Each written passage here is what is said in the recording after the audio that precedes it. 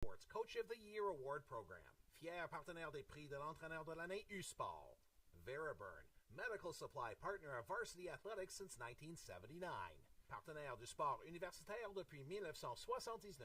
Bear an exclusive supplier of U-Sports Championship rings. Le fournisseur exclusif des bagues du championnat U-Sport.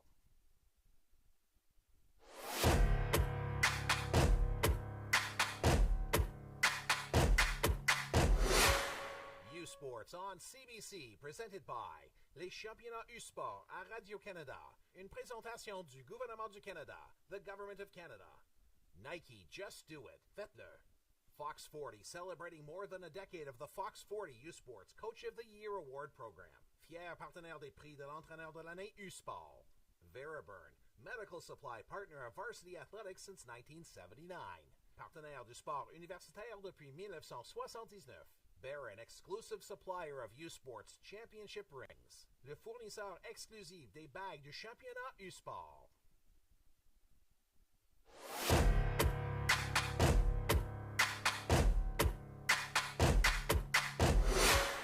U-Sports on CBC, presented by les championnats U-Sport à Radio-Canada. Une présentation du gouvernement du Canada, the Government of Canada. Nike, just do it. Faites-le. Fox 40, celebrating more than a decade of the Fox 40 U-Sports Coach of the Year Award Program. Fier partenaire des prix de l'entraîneur de l'année U-Sport. Veriburn, medical supply partner of Varsity Athletics since 1979. Partenaire du sport universitaire depuis 1979. Bear an exclusive supplier of U-Sports Championship rings. Le fournisseur exclusif des bagues du championnat U-Sport.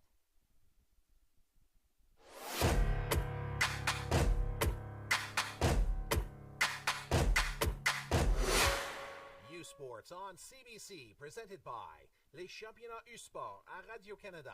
Une présentation du gouvernement du Canada, the Government of Canada. Nike, just do it. Faites-le. Fox 40, celebrating more than a decade of the Fox 40 U-Sports Coach of the Year Award Program. Fier partenaire des prix de l'entraîneur de l'année U-Sport. Veriburn, medical supply partner of Varsity Athletics since 1979. Partenaire du sport universitaire depuis 1979. Bear an exclusive supplier of U-Sports Championship rings. Le fournisseur exclusif des bagues du championnat U-Sport.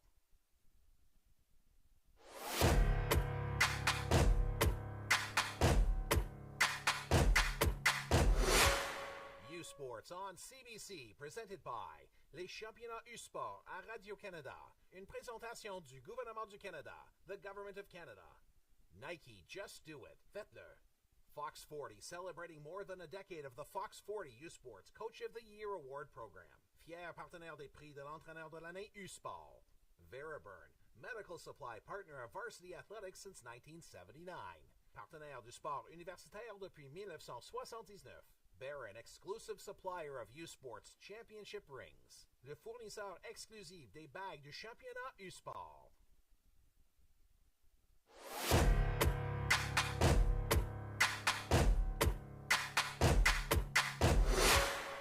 U-Sports on CBC, presented by les championnats U-Sport à Radio-Canada.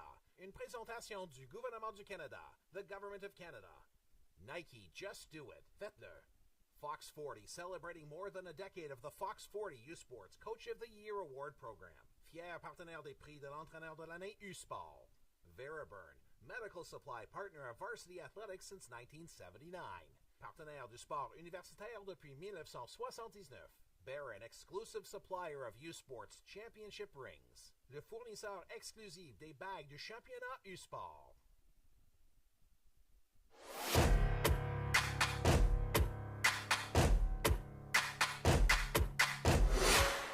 U-Sports on CBC, presented by les championnats U-Sport à Radio-Canada. Une présentation du gouvernement du Canada, the Government of Canada. Nike, just do it. Faites-le.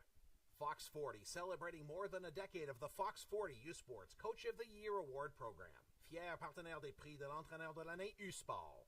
Veriburn, medical supply partner of Varsity Athletics since 1979. Partenaire du sport universitaire depuis 1979. Bear an exclusive supplier of U-Sports Championship rings. Le fournisseur exclusif des bagues du championnat U-Sport.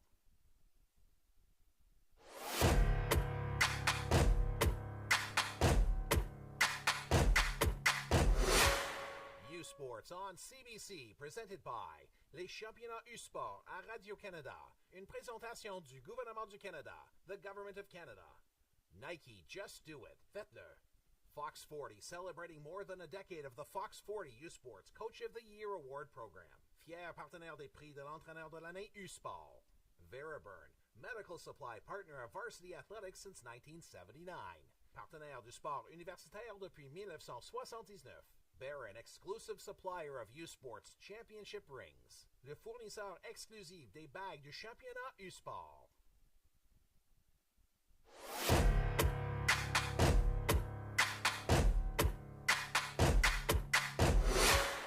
U-Sports on CBC, presented by les championnats U-Sport à Radio-Canada. Une présentation du gouvernement du Canada, the Government of Canada. Nike, just do it. Faites-le. Fox 40, celebrating more than a decade of the Fox 40 U-Sports Coach of the Year Award Program. Fier partenaire des prix de l'entraîneur de l'année U-Sport. Veriburn, medical supply partner of Varsity Athletics since 1979. Partenaire du sport universitaire depuis 1979. Barron, exclusive supplier of U-Sports Championship rings. Le fournisseur exclusif des bagues du championnat U-Sport.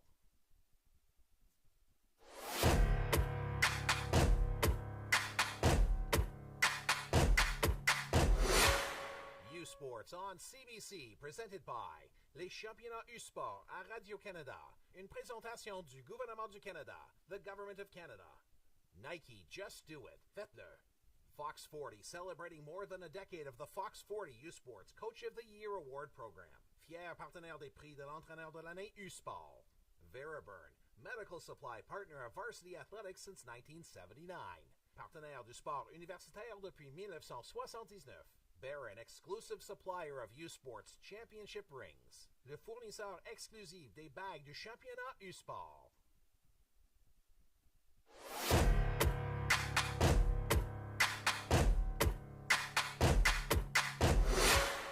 U-Sports on CBC, presented by les championnats U-Sport à Radio-Canada. Une présentation du gouvernement du Canada, the Government of Canada. Nike, just do it. Faites-le. Fox 40, celebrating more than a decade of the Fox 40 U-Sports Coach of the Year Award Program. Fier partenaire des prix de l'entraîneur de l'année U-Sport. Veriburn, medical supply partner of Varsity Athletics since 1979. Partenaire du sport universitaire depuis 1979. Barron, exclusive supplier of U-Sports Championship rings. Le fournisseur exclusif des bagues du championnat U-Sport.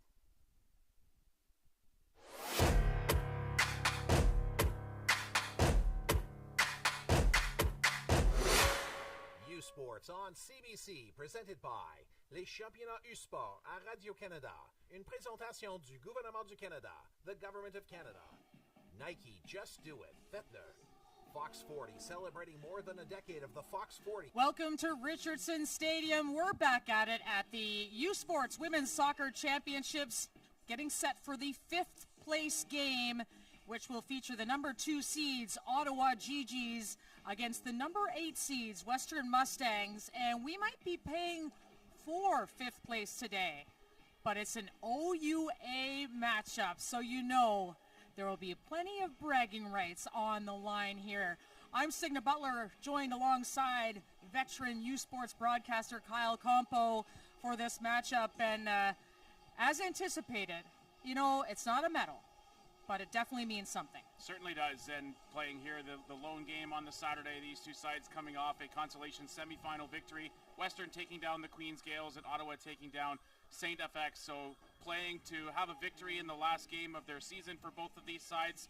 And Ottawa coming into the tournament as a second seed, but wanting to try to maybe make amends for an earlier loss in the quarterfinals. They got a consolation semifinal victory, as we mentioned, and looking again to finish off the season. They had such a spectacular regular season. They lost to UBC in the quarterfinals, who's now playing for a national championship.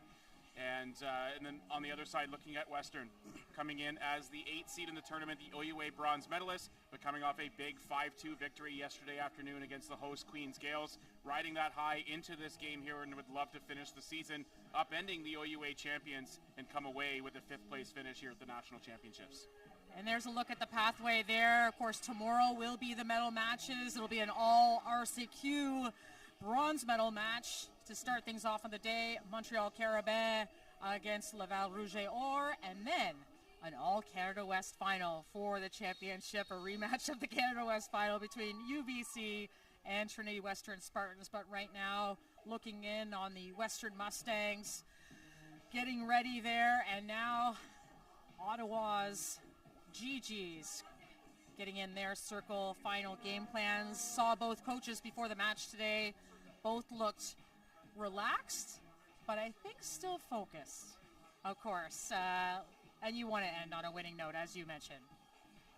Ottawa coming in as the highest scoring offense in the country, scored 55 goals this regular season, again pacing the nation in goal scoring, and conceded just 4, so a very impressive scoreline for the Ottawa GGs. But again, Western putting 5 against the Queens Gales yesterday, so knowing that their offense can click as well, so we potentially could be in for a high scoring affair, or perhaps both teams maybe game planning for that fact and knowing that both teams can score, maybe trying within the game script and tactically trying to slow down the other team's offense. But as we mentioned, trying to end the season on a winning note are both of these teams.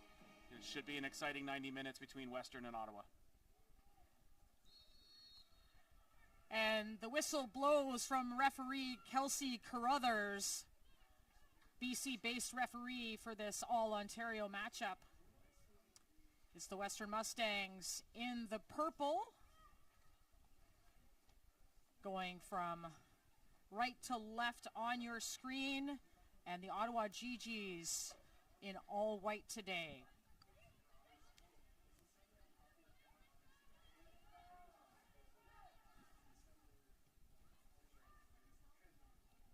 And that ball will just run wide. Getting a little bit chilly here, but it's been a beautiful day in Kingston, Ontario. Lights starting to come on here.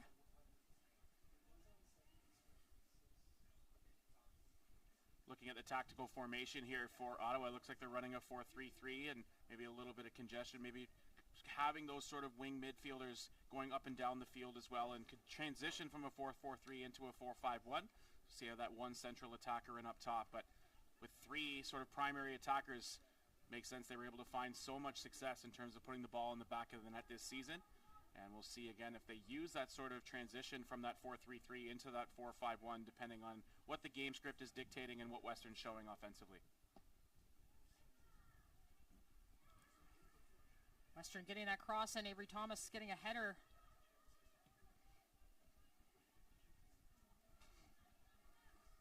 Not Avery Thomas, pardon me, Maya Smith.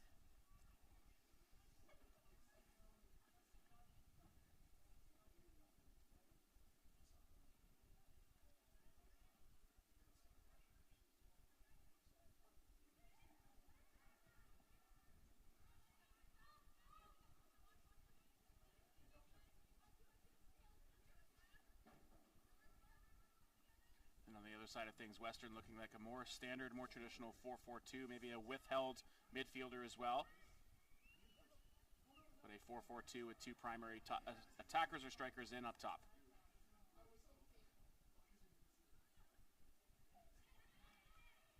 Western winning the ball back. Maddie Skinner.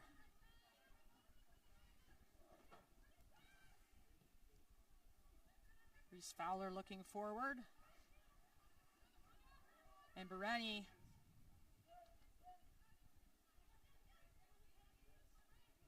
Western just playing some possession here, trying to get a feel for the pitch early going. Maya Lankin.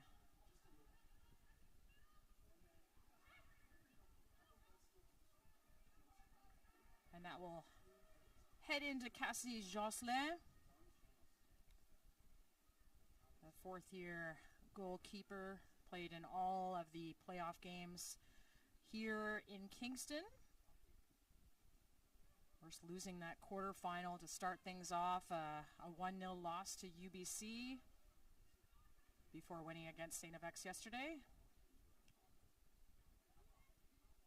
Throughout the season, Steve Johnson often platoons his goalkeepers, but Jocelyn has won that honor at the Nationals. Good battle from Western to win the ball back.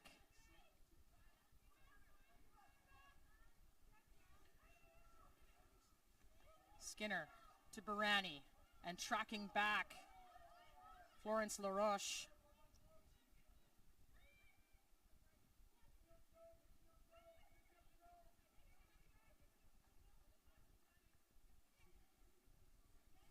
Cote on this right side.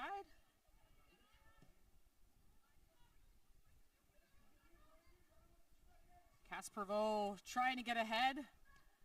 Second leading scorer in the nation, Casperveau. She can score with her feet, with her head. 23 goals this season. A phenomenal record. Bettering her mark of last year. I believe it was 18 goals last year when she won U Sports Player of the Year. Smith wins the ball.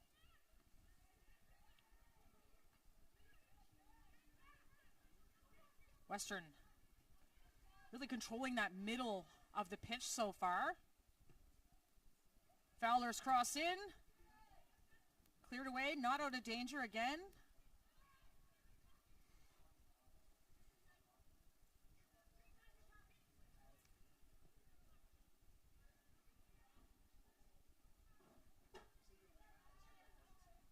And out for a Western throw.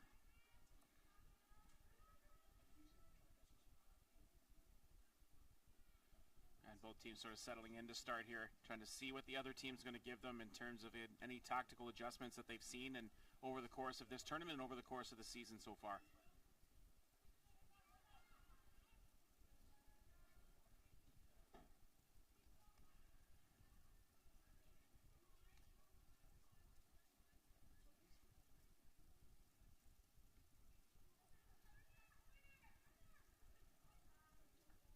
And that'll go for a goal kick.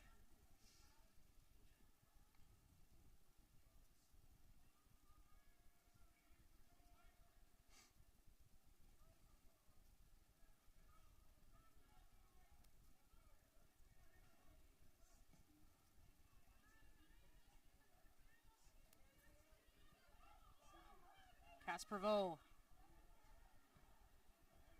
And picked up well by the Western defense, not giving her much room.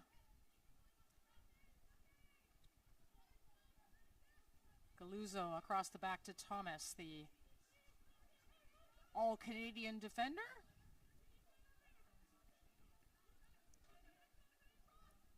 Fowler, nice move down this left side.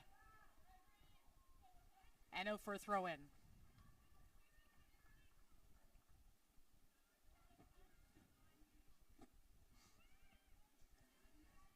Lovely turn by Cahoot.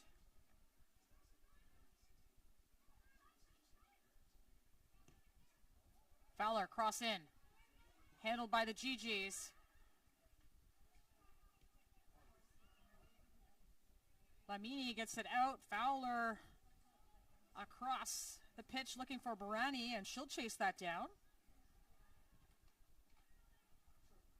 Good offensive sequence so far here for the Mustangs. Again, continue to try to generate pressure. They kept their formation high, even coming out of that last goal kick opportunity from Ottawa. They kept both of their starting attackers and their strikers high on the edge of the 18-yard box, anticipating what Ottawa likely trying to keep and retain possession along the ground. And Western trying to squeak in an opportunity, but it's been pretty much all Mustangs to start things off in the 7 minutes into this game. Certainly a lot of possession from Western in the Ottawa half and a decent amount in the attacking third as well. Again, possessing and keeping the ball on the ground, it looks like here for Ottawa. They've done a good job, though, keeping the Western attack at bay and keeping a lot of their chances to the perimeter and allowing a lot of goal kicks to be conceded here. Galuzzo back to Thomas. They'll swing across the back. Like to kind of have that 3-back system with a holding midfielder in front.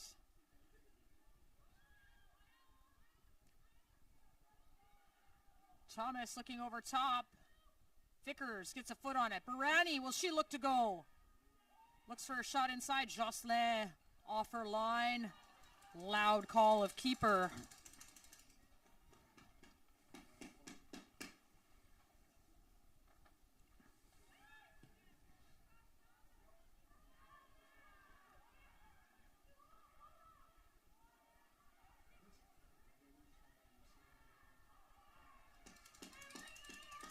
Great shield and protection of the ball from the GGs coming that time through defensively, ensuring that was going to go out for a goal kick. Again, coming out of these goal kick opportunities, everything's sort of been inside the box still and keeping things on the ground and maybe not stretching the field as much and trying to build out of the back and get their offense rolling with maintaining possession and trying to just move the ball through. A decent stretch on that goal kick attempt back out though from the GGs, but tried to possess the ball mostly on the ground so far here.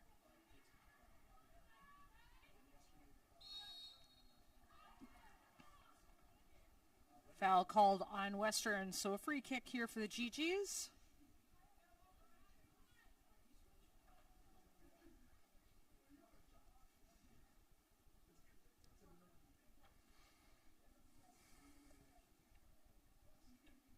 Smith playing across the back.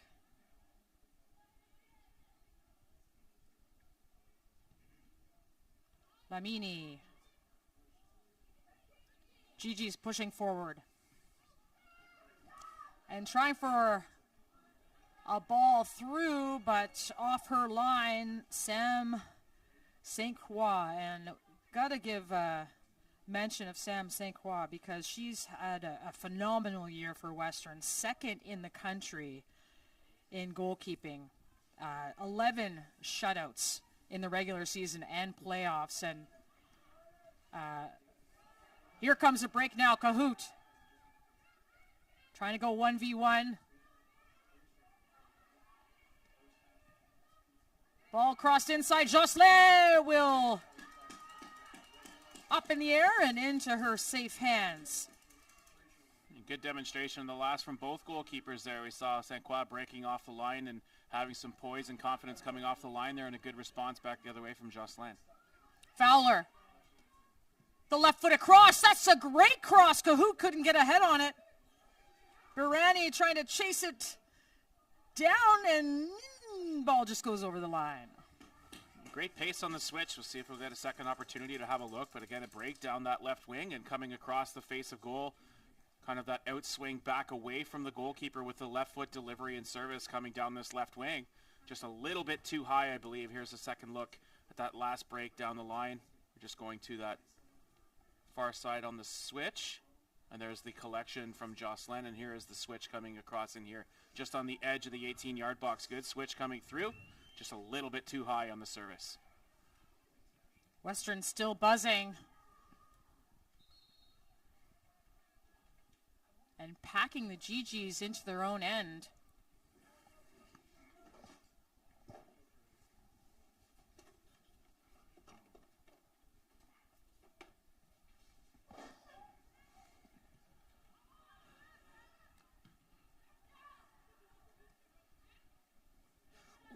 Nearly a collision there. Coming forward, Cote tackled by Fowler.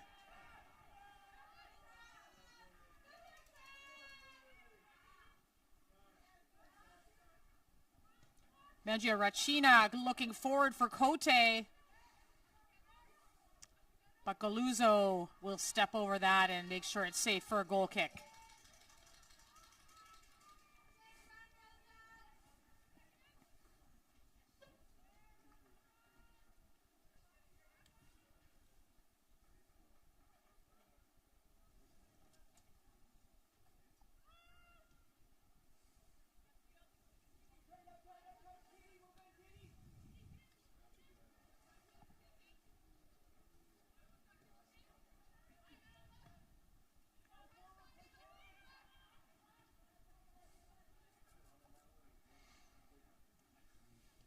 Devlin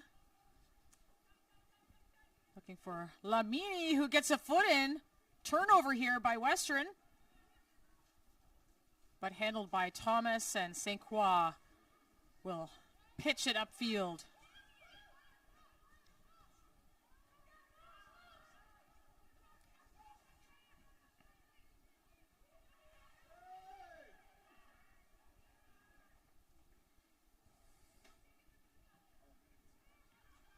Vickers.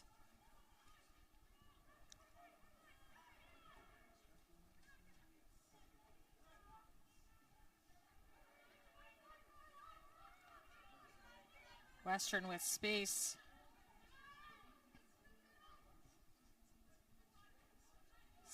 Skinner to Barani. Back to Thomas to reset.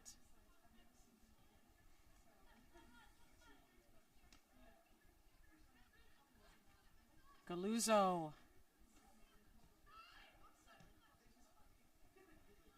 Fowler swung across to Bellotta and to Thomas. And Thomas, who's great on set pieces, sends in a dangerous cross. Jocelyn has to punch it away.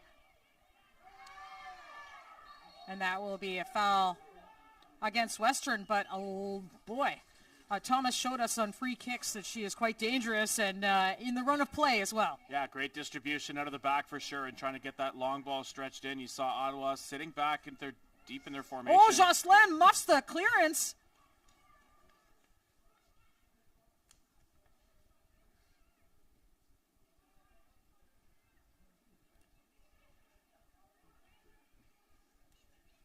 Western running the midfield right now. Bellotta. And out for a goal kick. But really dominant in the midfield right now. Oh, here's that look at Thomas. Yeah, about 45 yards out, and Thomas just service into the box. It's a dangerous one for sure, and allowing runners to kind of make a play onto it. Saying that the Ottawa formation going a little bit low pressure here, especially in their own half, and allowing Western to kind of move the ball a little bit freer, but not giving much through in terms of anything when the offensive runs were coming through. So they had to implement sort of that long stretch ball over the top. They were able to kind of break down the low pressure situation in that context for sure on that sequence through, and we'll see if that continues, but a good scoring opportunity for the Mustangs. LaRoche. Back to Smith and Cote.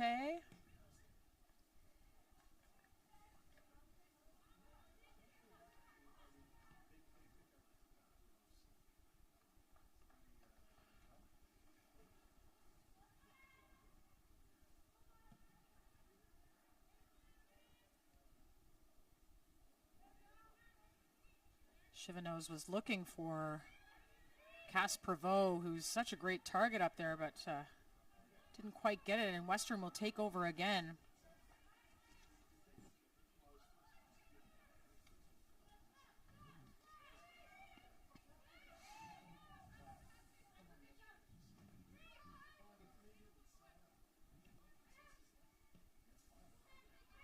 Skinner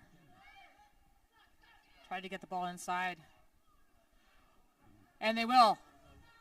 Skinner, a good look at a cross, cleared away. But Western still on it, just taking their time right now. Really nice rhythm of play by the Mustangs. There's another long ball in.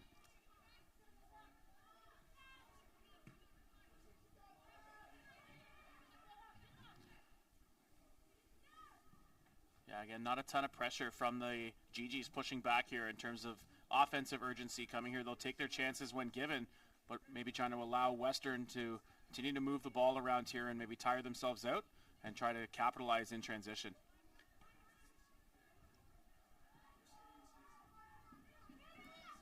Vickers. The cross. And Devlin will handle that. Ooh. Buaiti, a little clever movement there.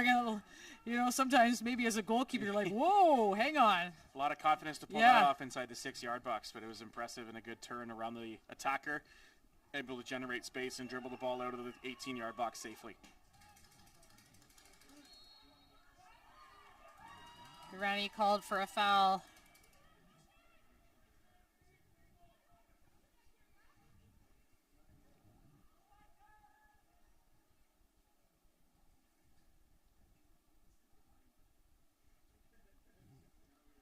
Devlin on that far side, Adrian Devlin, captain of this team, second team OUA All-Star.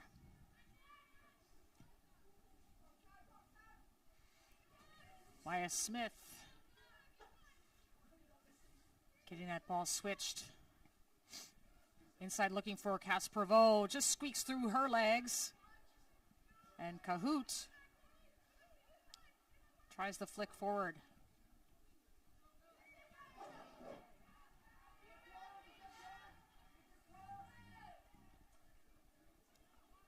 Lamini gives the ball away to Barani. And lovely turning there by Maya Lankin.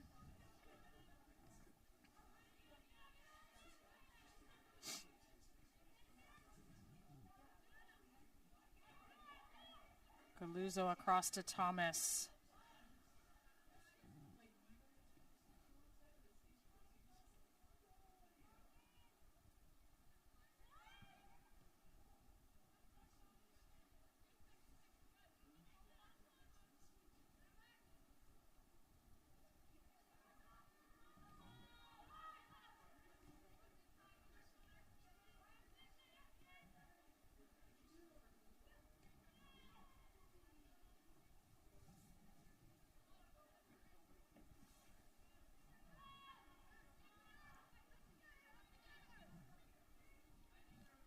Galuzzo.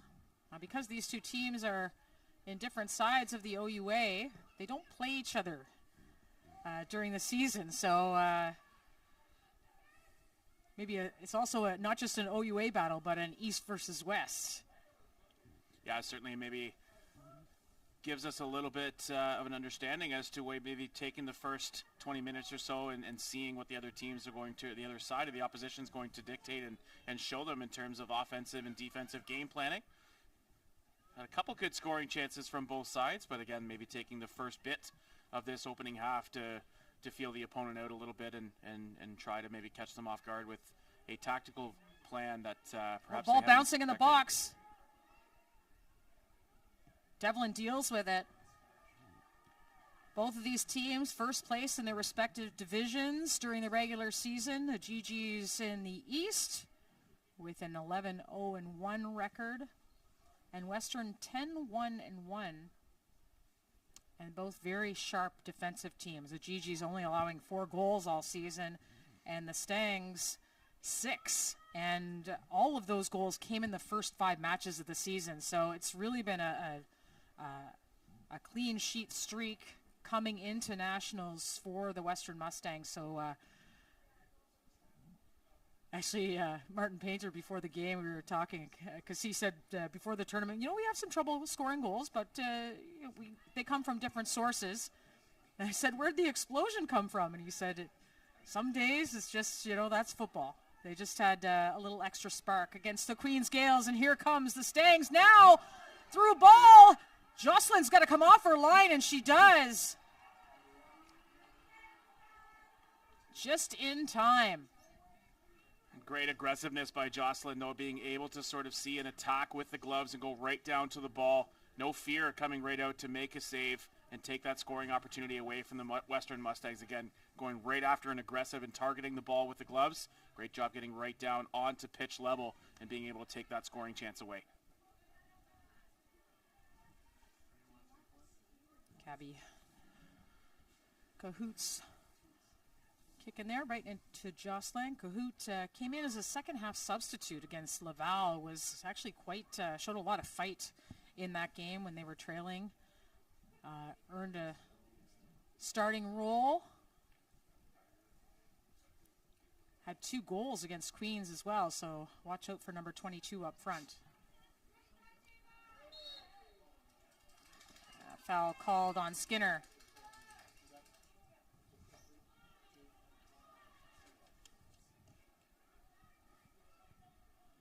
There's a look at that last rush forward and the save made by Jocelyn on our replay there. Again, a great break off the line and good timing to get down and get gloves right on top of the ball and secure that one.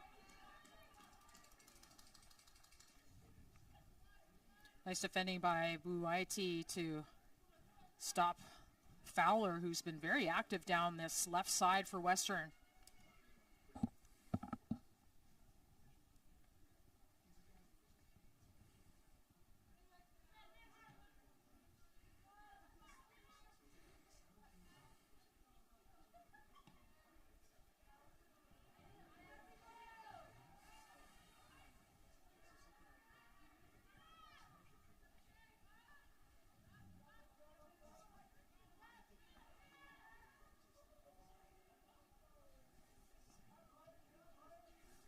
St. Croix some touches back there. She's hasn't had to deal with much so far.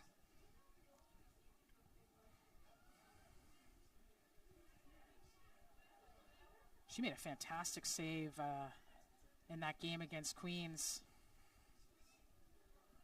Flying through the air, just punching it over the bar.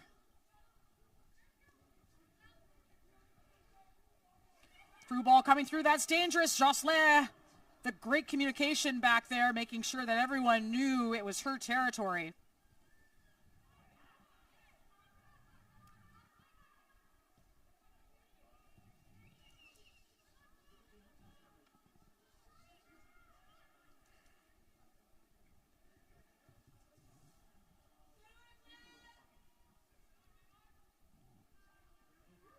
Barani trying to slide it in for Lankin, who's battling in there against a couple of GGs, and they will take control, looking for Prevost. Prevost, nice turn. Switch of play to Devlin.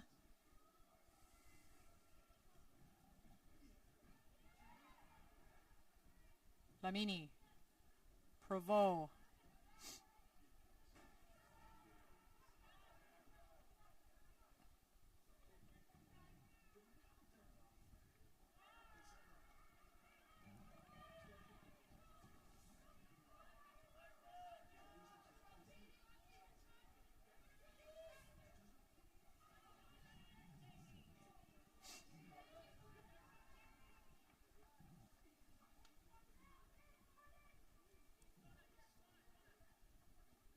Thomas just taking a breather. You have to remember, I mean, these athletes, especially the OUA athletes who had to play 3 playoff games in a week, have come in here and played another 3 games in a matter of a couple of days. So they basically played, they only played 12 games in the regular season. They've basically played half of them in the last 10 days. Yeah, certainly, and again, as we mentioned, we're seeing just the tactical and the formational drop-in here in terms of the low-pressure defensive scheme here from the Ottawa GGs, and being able to kind of counter out of it, which has been great so far. But again, sitting back defensively is a hard foul coming across there. That's going to go against Ottawa.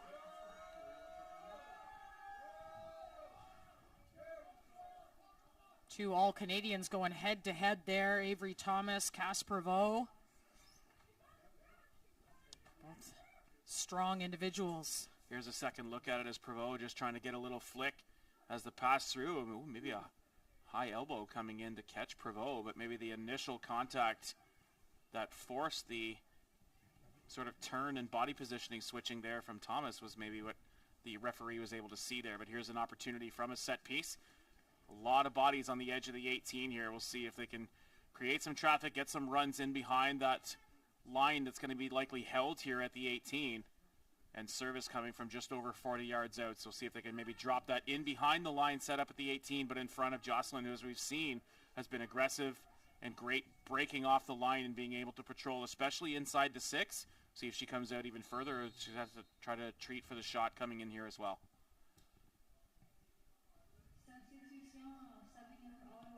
Cahoot, and Jocelyn will pick that up. A substitution just made there for Ottawa. Lamini, who is a first-team OUA All-Star midfielder, coming out of the game and looking in some discomfort on the Ottawa sidelines. And into the game, Eliane Gervais.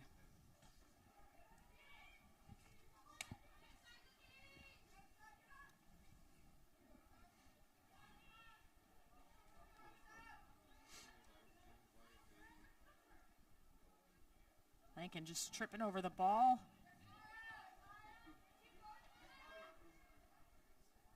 Fowler will shield that out of the way.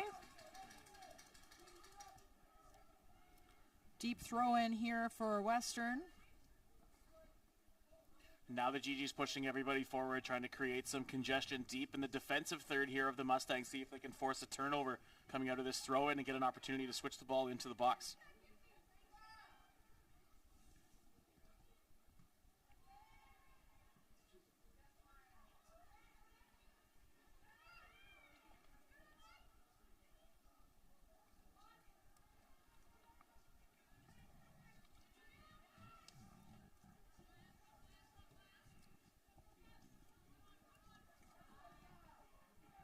Cote winning the ball.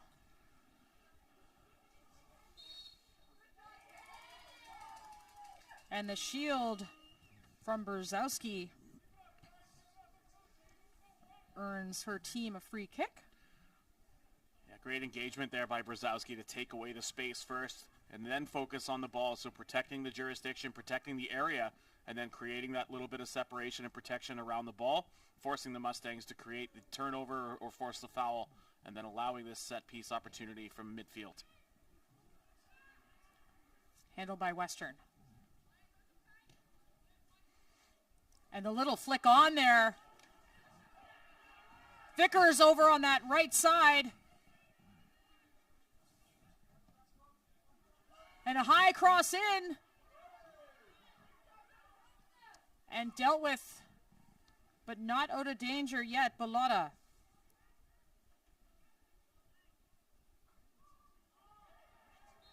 And Barani challenging there. Looks like it's out. They called a handball when she fell down. And maybe it had clipped out on the way through. That's a tough break.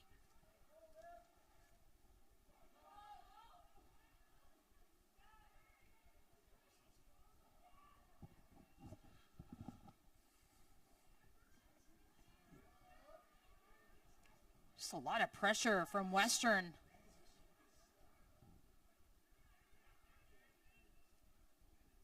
Wanting to get to every ball. 30 minutes into this opening half.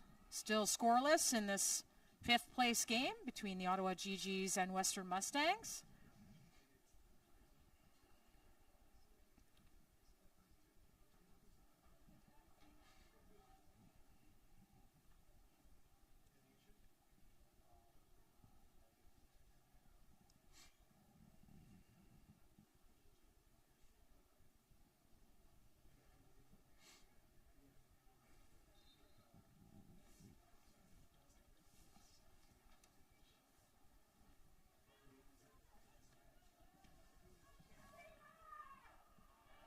Prevost.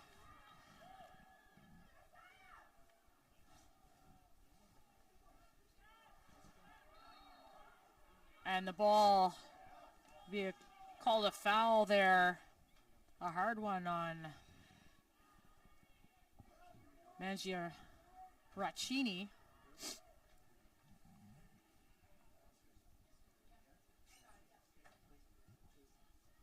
Mangia Raccini, first year. Yeah, it just kind of came through a little bit at the end. It was a 50-50 ball, Western getting to it first, and then just the follow-through coming there from Mangia Raccini. Just a little bit too aggressive coming back in, and that's going to be a foul, and St. Croix is going to initiate.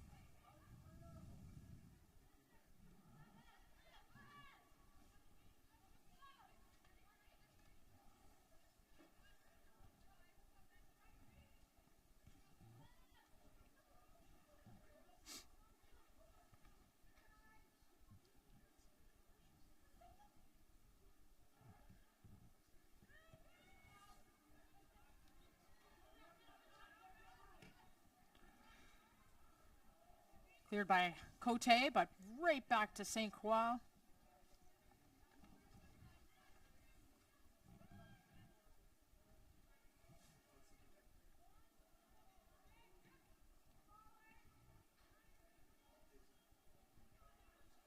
Thomas's long ball knocked out by Devlin.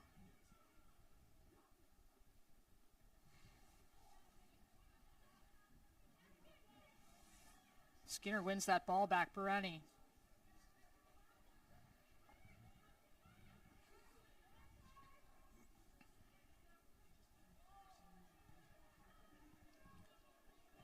Bellotta.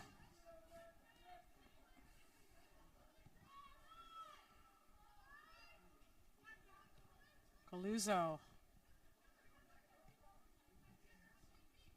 To Vickers, who's been quite active early on up front. Thomas.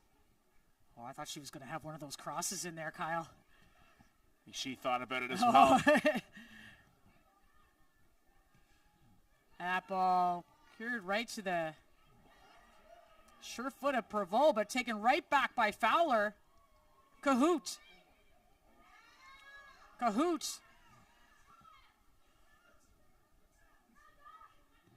Does well to escape Maya Smith back there.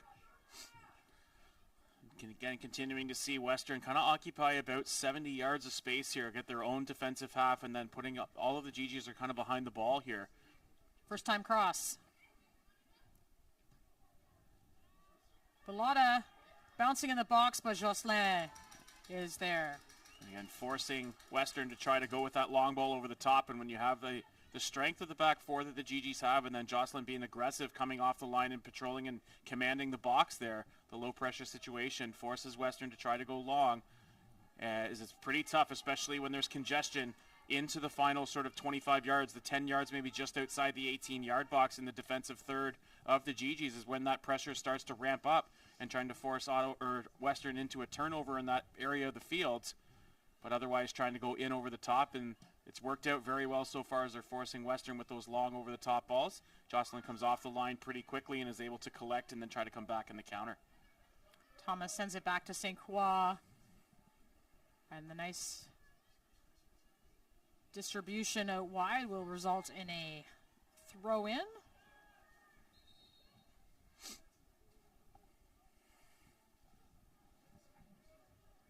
See, even in a fifth-place game, looking for a few extra yards.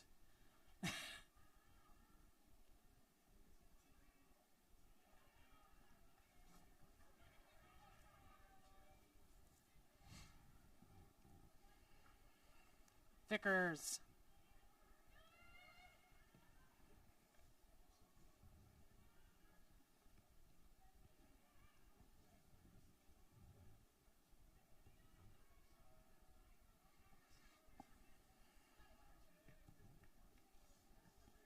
Smith has seen enough there. She sends it long. And Ottawa will have a throw-in on that far side.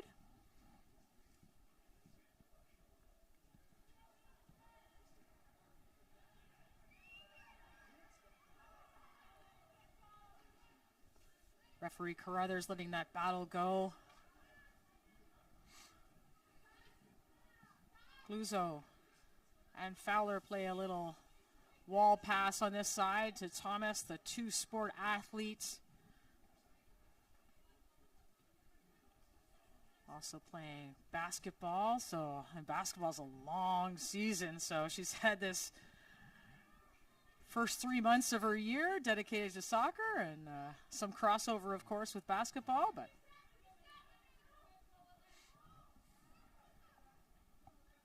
Cote.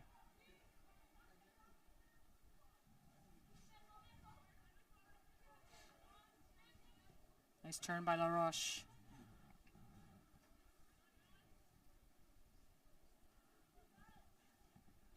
Nice give and go. Ottawa with a little bit more connection than we've seen so far in this game. Taking a little time to warm up on this chilly night in Kingston.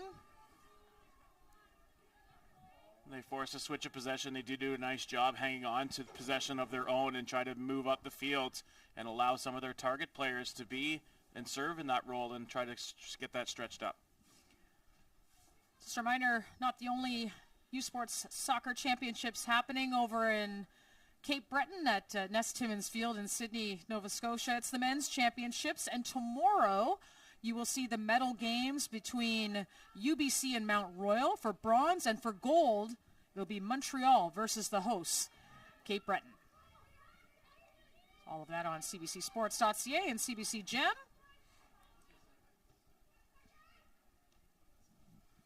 Today, York picking up 5th place with a 3-1 win over St. FX.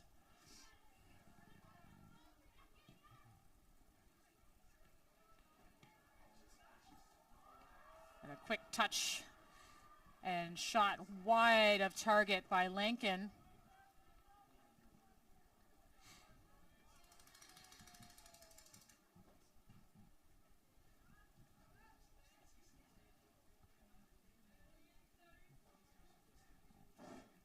The OUE champions, Ottawa GGs, haven't generated much in the way of chances so far, and we're going to just see the trainers come out to ball there, and it's a cold ball at this stage of the game, so that definitely stings. that could come into play here in terms of the offensive chances or maybe the lack thereof that we've seen so far between both sides. Again, it may be a different thing to try to have to deal with and navigate, but we talked about both teams having the capability of being able to put the ball in the back of the net.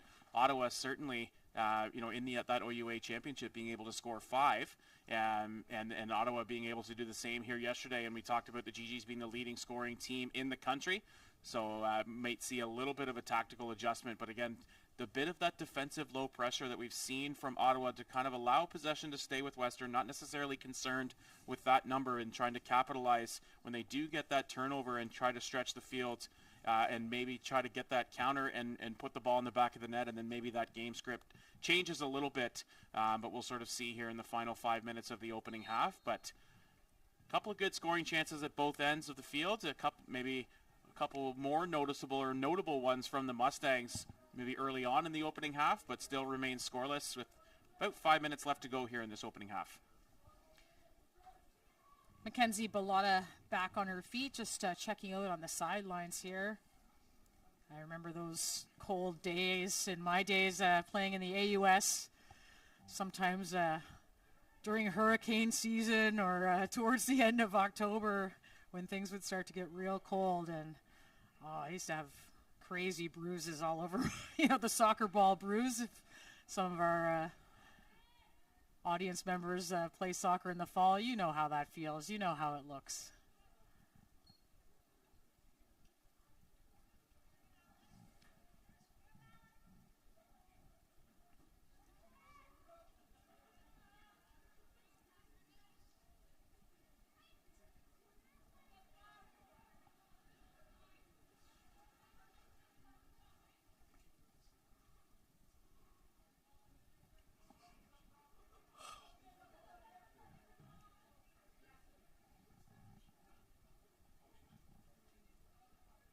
Fowler, the throw, and they'll move up the pitch here.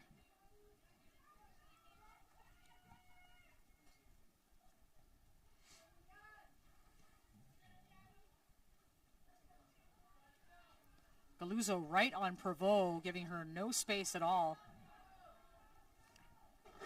And when you have a player like Cass Prevost who can just shield and be that target up front, you have to be on her back so that she doesn't get that space. Here is Prevost with a ball over top and speeding in there on the far side.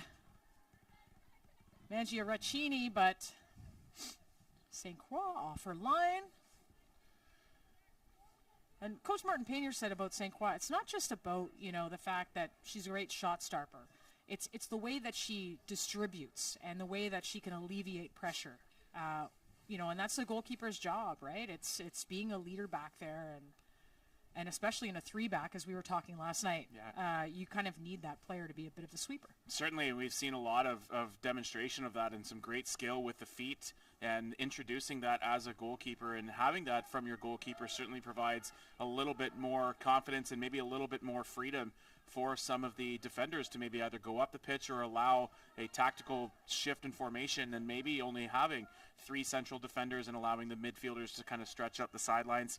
But again, having a sound defensive goalkeeper as well, not just with hands, but being able to be strong with the feet as well and communicating and distributing. It's huge to have, and we've seen that from a number of teams here at the National Championship, and that might be sort of a common trend between those sides. Nice bit of movement here from the substitute Gervais.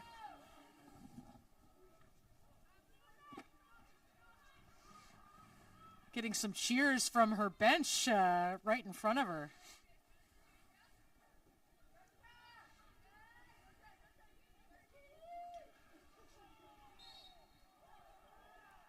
A foul on the GGs.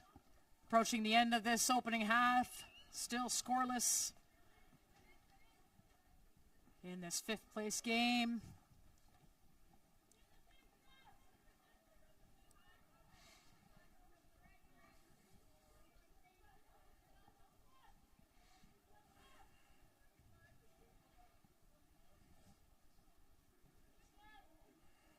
St. Croix to Fowler.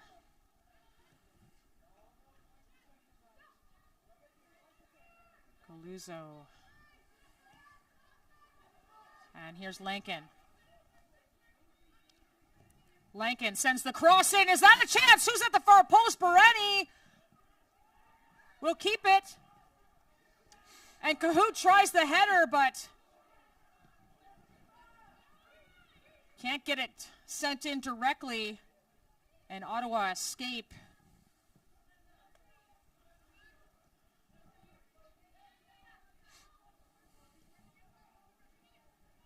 Western trying to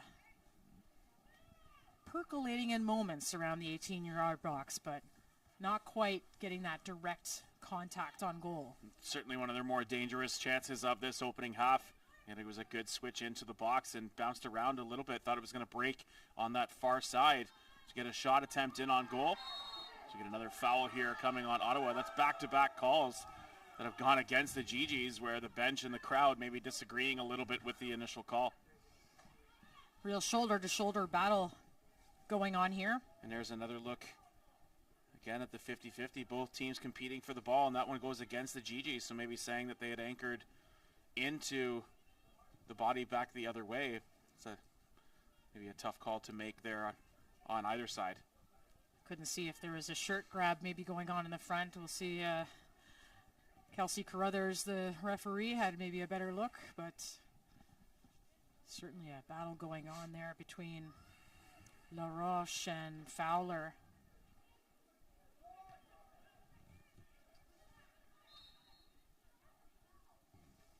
Offside.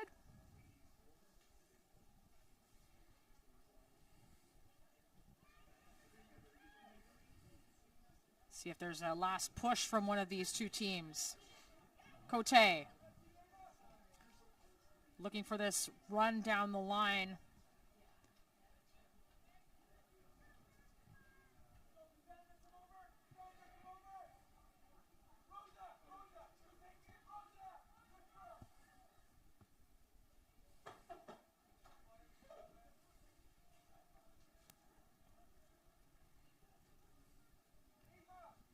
Cote, deep throw in for the GGs. Looking for Pervot, who's... And they wanted a call there, feeling that Galuzzo was all over her like spandex there. And that is halftime. But the GGs talking to Carruthers, the official here. Maybe trying to get, again, looking for that call, defending in the back, and maybe seeing if Prevost was getting held up a little bit or clutched onto. But, again, certainly not the end of the half that the GGs were looking for in terms of the calls going against them in the last sort of three sequences. But, again, no penalty called at the end of the half there, and that'll take us 0-0 into the second half again of this fifth-place game. And we'll see if there's going to be any tactical or formation changes, any subs coming in and out as we start off the second half. But again, a couple good scoring chances at both ends. Like we said, we'll see if that game script continues to stay the same or there'll be some changes coming into the second half. So it is 0-0 between the number 2 seed Ottawa GGs and the number 8 seed Western Mustangs. Both OUA leaders in their conferences. This clash for 5th place here. You're watching CBC Sports. Stick with us. We got the second half straight ahead.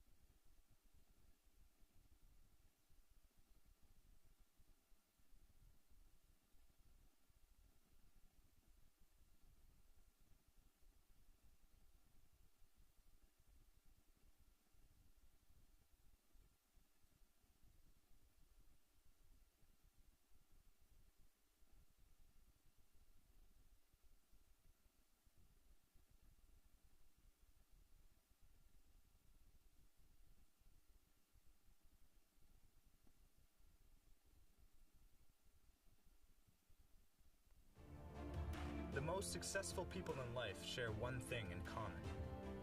They all put themselves in a position to thrive. Surrounded by people who challenge them to think bigger. And communities that support them at every turn. In the classroom. And way outside of it. If you want to set yourself up for success. If you want to give yourself the tools to achieve any goal. There's no better place to begin than Queens. We challenge. We support. You succeed. You'll be great, no matter where you go. But your greatest story starts right here.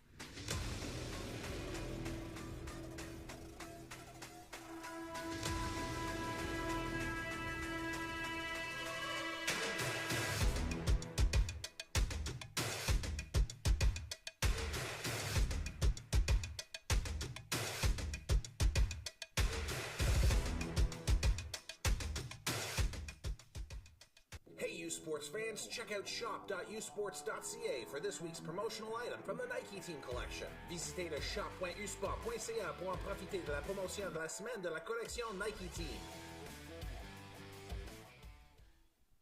They don't do it for the likes or for the shares. They do it for the fun of it, for the thrill, for the camaraderie, for the memories.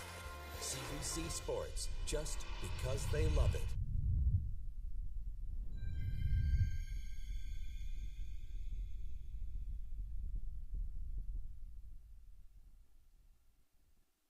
The nominees for the 2023 Fox Sporty U Sports Women's Soccer Coach of the Year Award are: voici les candidats pour le prix de l'entraîneur de l'année Fox Sporty U Sport. Du sport universitaire de l'Atlantique, from the AUS, Graham Kennedy, Université Saint-Francis-Xavier, St. FX University. Du réseau du sport étudiant du Québec, from the RSEQ, José Luis Valdez, Université McGill University. Des sports universitaires de l'Ontario, from the OUA, Dave McDowell, Université Queen's University. Et de l'Association Ouest Canadienne, from Canada West, Jesse Simons, Université de la Colombie-Britannique, UBC. Le lauréat ou lauréate du prix de l'entraîneur ou l'entraîneuse de l'année Fox Sporty U Sport est: the winner of the Fox Sporty U Sports Coach of the Year is Graham Kennedy, Université Saint-Francis-Xavier, St. FX University.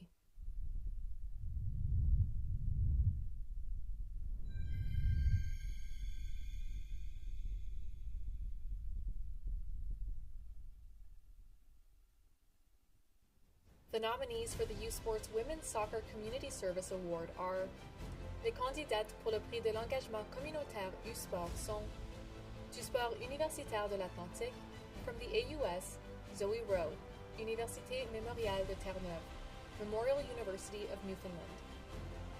Du réseau du sport étudiant du Québec, from the RCQ, Tiffany Smith, Université Bishop's University. Des sports universitaires de l'Ontario, from the OUA, Katrina Pappas, Université Ontario Tech University. Et de l'Association Ouest Canadienne, from Canada West, Hannah Miller, Université Trinity Western University. La lauréate du prix de l'engagement communautaire est: the winner of the U Sports Community Service Award is Hannah Miller, Université Trinity Western University.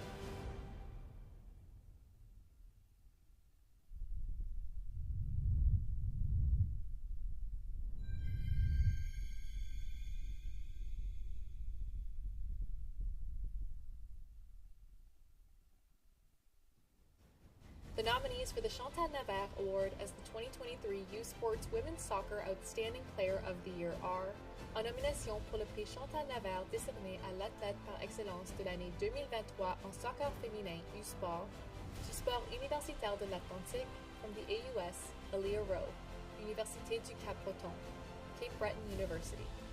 Du réseau du sport étudiant du Québec, from the RCQ, Daphne Blouin, Université Laval University. Des sports universitaires de l'Ontario, from the OUA, Cassandra Provost, Université d'Ottawa University. Et de l'Association Ouest canadienne, from Canada West, Catalin Tournay, Université de la Colombie-Britannique, UBC. La lauréate du prix Chantal Navarre pour l'athlète par excellence de l'année en soccer féminin U-Sport est the winner of the Chantal Navarre Award as U-Sport's Outstanding Player of the Year in Women's Soccer is Catalin Tournay, Université de la Colombie-Britannique, UBC.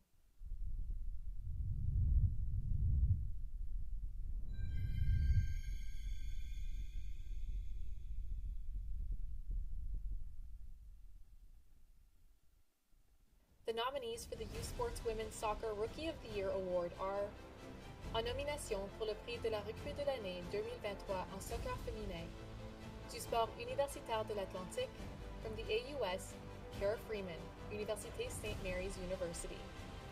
Du réseau du sport étudiant du Québec, from the RCQ, Florence Thibault, Université Laval University. Des sports universitaires de l'Ontario, from the OUA, Letta Nyhan, Université Queen's University. Et de l'Association Ouest canadienne, from Canada West, Sarah Rollins, Université de la Colombie-Britannique, UBC. La lauréate du prix de la recrue de l'année en soccer féminin U-Sport est, the winner of the U Sports Women's Soccer Rookie of the Year is Sarah Rollins, Université de la Colombie-Britannique, UBC.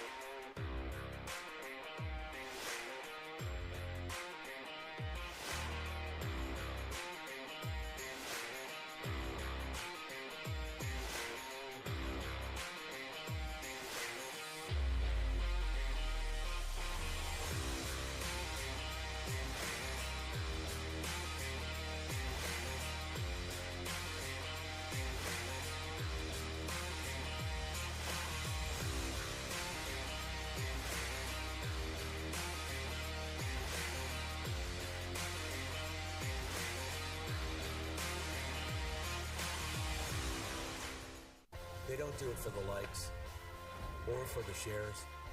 They do it for the fun of it, for the thrill, for the camaraderie, for the memories.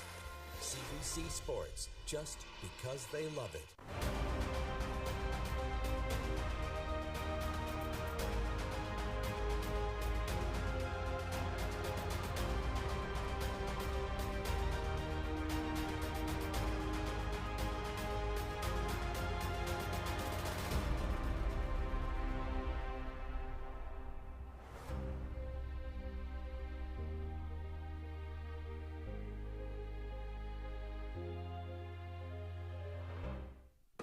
It's that moment again, the one you dream of every night. La seule chose qui te préoccupe, c'est la gloire, le cheminement de la réussite, of pushing yourself further than ever before. But the true glory is in the shadows. Les sacrifices que tu fais, quand toutes les chances sont contre toi, when you can't push one more second, chase the glory. Visez haut.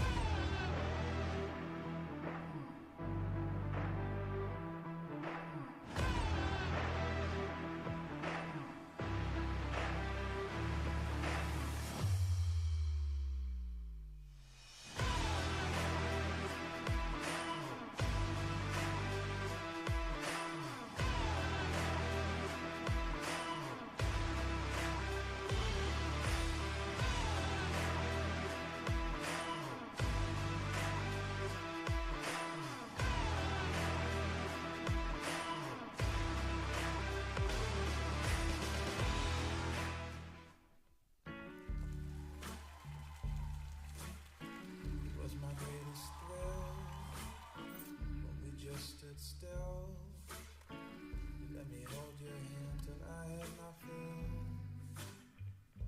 Help me to see you through. Whatever life looks like to you, we're here for it. For life as you know it. Insurance, investments, advice. Canada Life.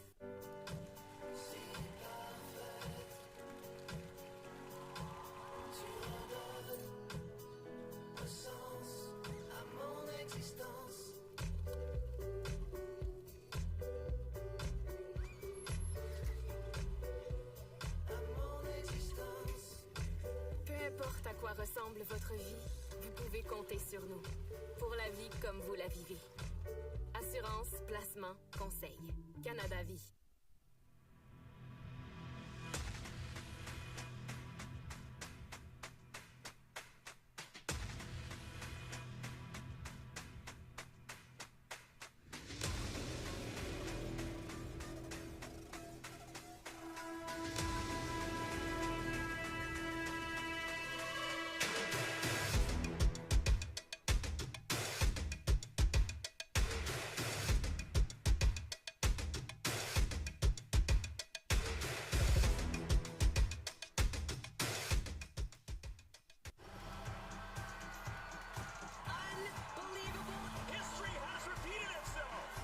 Stories behind the glory.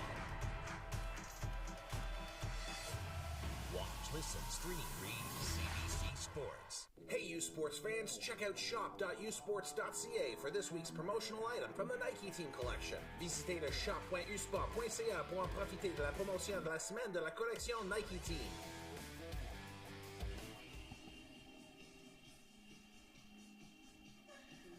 Second half action about to kick off here at Richardson Stadium in Kingston, Ontario. Queen's University, the Western Mustangs, the 8 seeds and OUA bronze medalists up against the number 2 seeds, OUA champions, Ottawa GG's 5th place on the line. Signa Butler here alongside Kyle Compo. Scoreless after the opening half, Kyle, but certainly some positives for both sides. You know, it's tough to get up for a 5th place game, but I thought Western really controlled the midfield in that half. They certainly did, and they were, again, pretty aggressive in terms of their challenges. They were getting to a lot of first balls. They were able to sort of fill the space and had a lot of possession in that opening half, being able to kind of move the ball around and spend a decent amount of time in the Ottawa half and have a few great chances sort of in the Ottawa defensive third. So some great scoring opportunities. Weren't able to put one in the back of the net, but had a couple of great chances to do so. And we've mentioned sort of Ottawa as well in terms of their ability to sort of counter and get the ball stretched up the field in a hurry. So we'll see which of those two things continues to transpire and which things maybe change as we head into the second half of this matchup between these two sides. Vickers.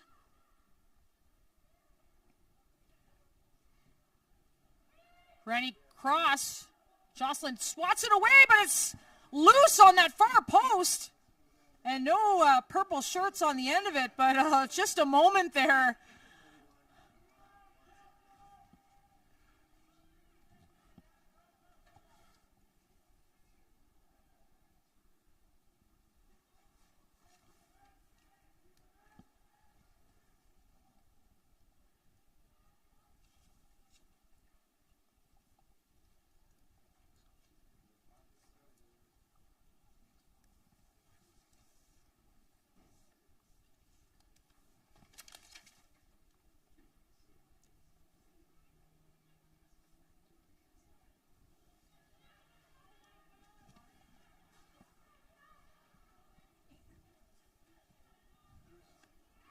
Prevost, and someone's immediately on her, and that was definitely part of Western's game plan to make sure that not much could go through Cass Prevost, although at the end of that first half did think that they were starting to find Prevost more. Yeah, they certainly were, and they needed to try to find a way to continue to find their attacking and their targets in up top to allow the play to kind of build up defensively and allow the midfield, especially on the wings, to come up for some support and give sort of that target piece first, then laying it off and allow those switches to come back into the box. So we'll see if the GGs continue. Again, they built some positive and some energy and some momentum at the end of that first half. See if that carries over here into the second, as again, they try to end their season finishing in 5th here at the National Championship and coming away with a victory that we said yesterday, only 3 teams are going to leave and finish the season with a win.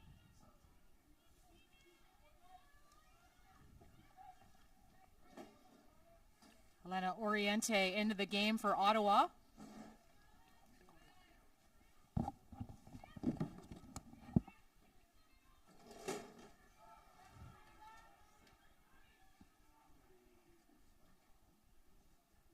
Hebert trying to go 1v1, but she does earn a corner kick in the early moments of this second half. Both teams trying to break this deadlock.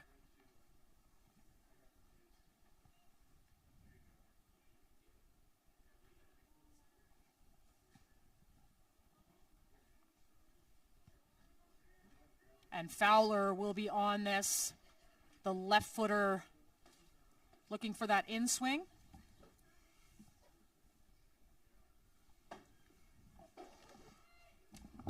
And Prevost in the action trying to clear things away. Bouncing around and into the far post. It's Peretti with a beautiful strike. Outstanding finish. Again, just on the edge of the 6-yard box and a good cross net, cross goal attack as it goes into the top left corner. We get a second look at how that built up. Ball kind of bouncing around and just great contact coming across. Goes to the far side into the side netting. What a great crack inside the 18-yard box just on the edge of the 6. And a great finish by the Mustangs as they take the lead. Medana Barani, the 4th-year midfielder from London, Ontario, giving her school a 1-0 lead here very early in the second half. And here is another look at it again. Just a great half volley. The ball bouncing around and switches. Goes into that far side corner. Great finish by the Mustangs. So we'll see if that picks up a bit of urgency for the Ottawa GGs.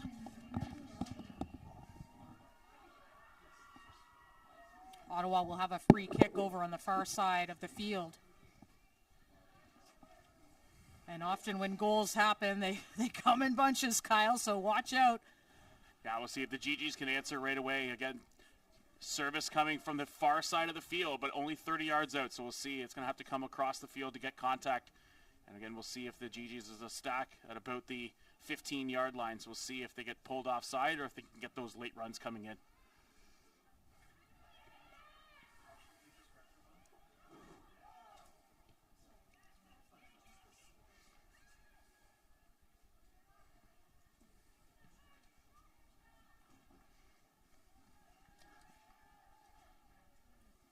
Galuzzo kicking that out of bounds. Still GG's here.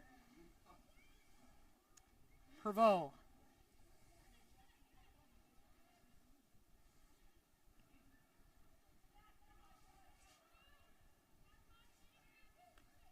Smith.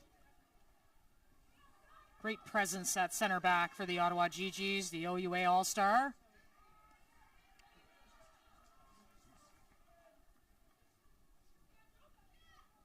And out on the near side, Adrian Devlin with the throw.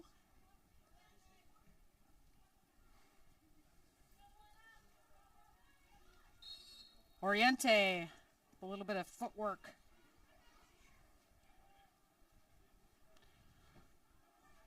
Another set piece opportunity here for Ottawa to see if they'll take advantage and again try to get the ball deep into the box here. They have the short option here as well. See if Western's going to maybe try to defend that and not allow that to be a threat. They got numbers forward, but they do it anyway here. Devlin hard tackle to get that forward. See veteran coach Steve Johnson on the edge of your screen there giving Devlin some advice. Johnson in his 29th season with the Ottawa GGs. 2 national titles during his time, 1996 when they won in Halifax, and 2018 when they were the hosts not too long ago.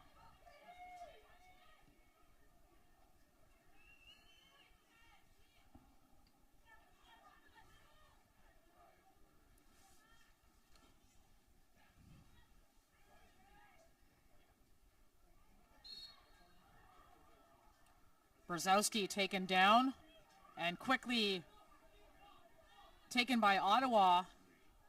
And a nice through ball by Devlin. Oriente. Cross in, headed away.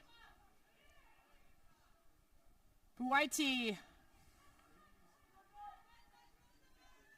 trying to make something happen here. Brzezowski back to Smith. Finding Provost. Brzezowski.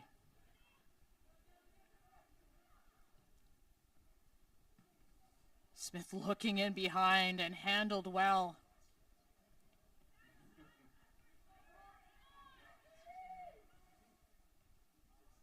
Oriente. To Devlin.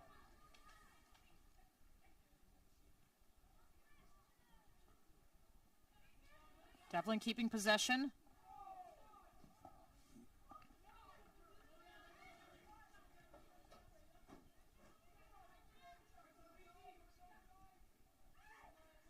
Oh, Smith giving away, rear giveaway at midfield. Does get a toe in it. And Ottawa picking up a foul at midfield.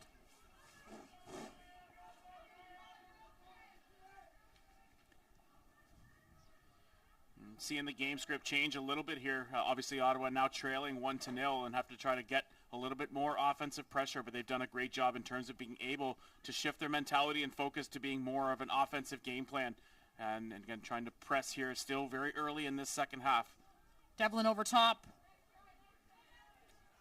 And the flicked header into St. Croix's hands.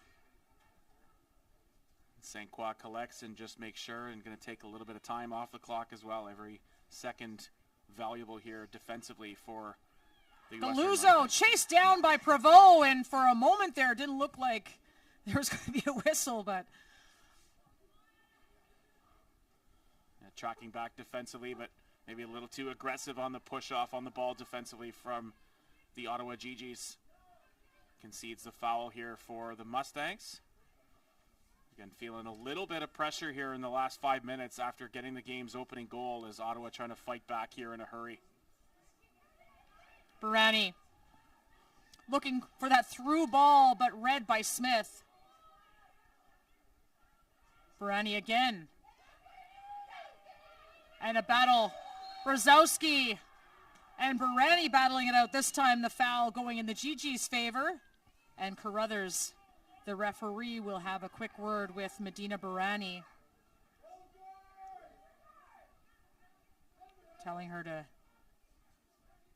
the body English tells me she's saying, time to cool it.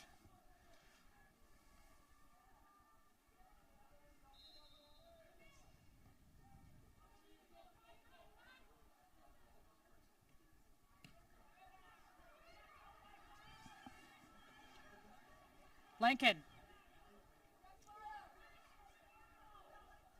Western still in possession. That broken up. They'll have the throw in. Change in goal, by the way, for the Ottawa GGs. Julianne Lacasse in for Cassidy Jocelyn. Often the two goalies do platoon throughout the season, so giving Lacasse, the third-year native of Ottawa, some time here at the National Championships.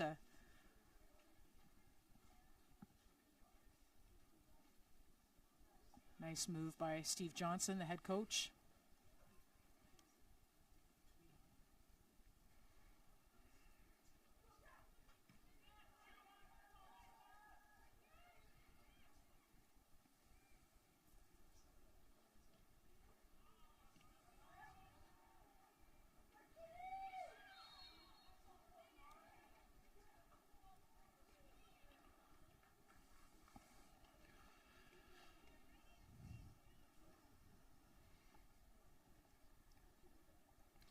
Here's a more favorable free kick opportunity for the Mustangs. It'll be a little closer to the edge of the 18-yard box. Their last opportunity a little closer to the touchline. So now they're a little more central, still about 30 yards out. We'll see if they're going to take a shot on target or see if they'll wait for maybe a flick and a second run.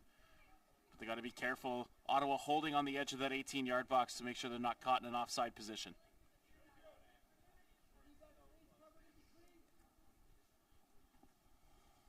Ottawa wall. Looks like there'll be a service with the left foot here, so the Ottawa wall can maybe slot over a little bit further to the right-hand side and give Lacasse a little bit more breathing room as the goalkeeper on that right post. Fowler swinging across. And cleared back to Thomas, who pops it over top, looking for Cahoot. Ooh, Cahoot. Just getting over the goal there, but not giving up on the ball. And that was one thing we really noticed as well in that opening half. Just seemed like the Mustangs had a little bit of an extra hop in terms of challenging for those first balls. Yeah, they certainly did, and the further demonstration of it there, not giving up on the play, and looked as though it was going to roll out for an easy goal kick, but staying right on top of the ball and getting it switched in. Turns into actually a decent scoring threat for the Mustangs. And Lacasse will scoop that up and quickly throw wide. Gervais.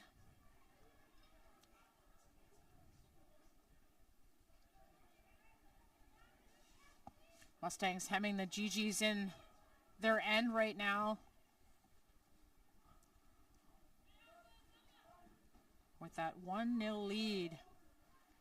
The OUA West champions up on the OUA East champions.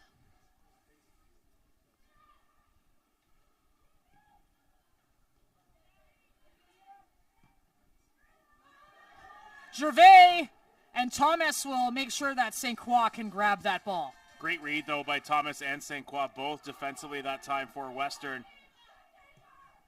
As again, St. Croix had to be quick to break off the line, but Thomas taking away any lane to run through for the GGs. She'll settle in here with a little more comfort than she did in the previous play. Yeah, great job again by Thomas cutting across and making sure that St. Croix had a good lane to run onto the ball, collect it to safety, and take away the offensive lane running forward from the GGs.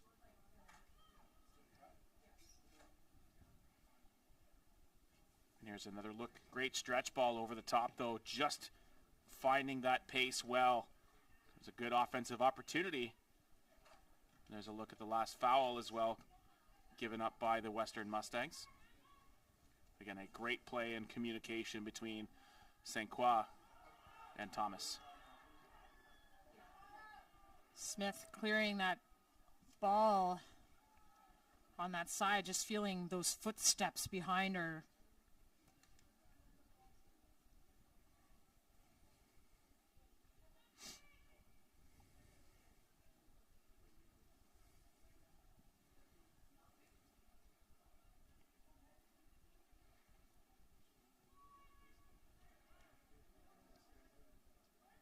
Lacasse coming out, but the Western's able to get a foot on it. And the GGs escaping out of trouble there.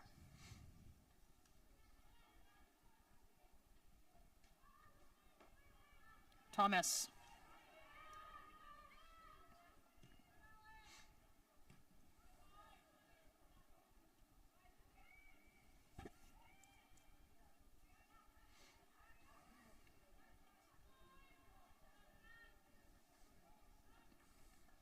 A little congested in the middle right now. So Western says, let's just go back to our anchor here. Avery Thomas and Galuzzo, who's had that task of staying on Caspervo today.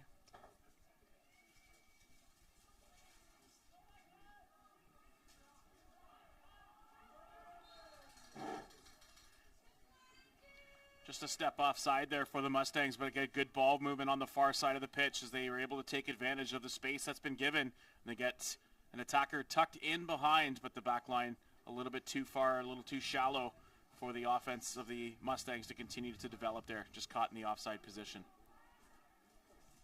Mustangs and GG's, lots of hard tackles. Both these teams not giving up much. You know, that matchup of Galuzzo on Caspervo reminds me a little bit of that matchup we saw last night between Montreal and UBC. Catalin Tolnay had Santi Malanda on her back all night long. Of course, Tolnay, the U Sports Player of the Year this year, and Caspervo, last year's U Sports Player of the Year. So they deserve all the attention they get, that's for sure. Yeah, certainly, and it was a good battle back and forth between Montreal and UBC, where the Canada West runners-up coming away victorious and playing in the national championship tomorrow. But it was certainly a great matchup within the game itself to see Malanda and Tolnay kind of going back and forth at one another. And we kind of talked as well, Signa, that maybe Malanda maybe could have been in consideration for player of the game, the effort that she had in that contest to keep an eye on Tolnay all the way through. But again, a good battle back and forth between those two programs last night, and it should set up an exciting final and bronze medal game tomorrow. 100%. We've seen some fantastic football this week. The quarterfinals, the semifinals. Fifth place game, hard to get up for, but these two teams still going tackle for tackle here. Mustangs in possession. Squeaks in across, and in the box, can you turn? And the GG's able to get that at least almost a half.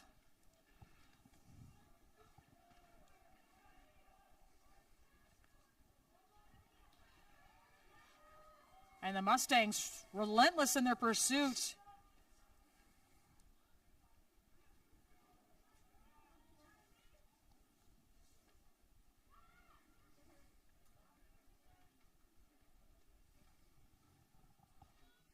Barani, the goal scorer, knocked off the ball down low, and that'll be a foul call.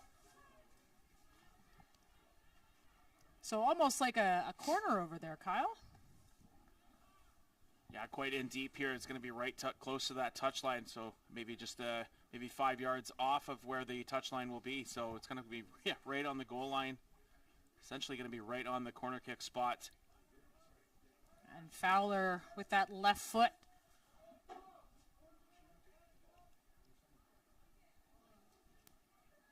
Looking to create another opportunity.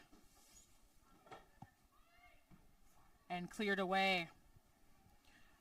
We'll make sure to tune in later on this month, November 25th to be exact, for the Vanier Cup, the Canada Life Vanier Cup, here at Richardson Stadium, Kingston, Ontario. And we don't know who's going to be playing in that game yet, but all of the conference playoff games for football happening right now. The Loney Bowl earlier today was St. Avex 34 over Bishops 23. So St. Avex moving on to play in the Mitchell Bowl. The Yates Cup Ontario Championship saw Western defeat Laurier 29-14. And the Dunsmore Cup, well, we know there will be a new Vanier Cup champion because Montreal defeated Laval 12-6. The other matchup, the Hardy Cup, happening right now. It was UBC up a little bit on U of A, but I have a feeling that one has a whole other half of football to play, Kyle. So lots to be decided.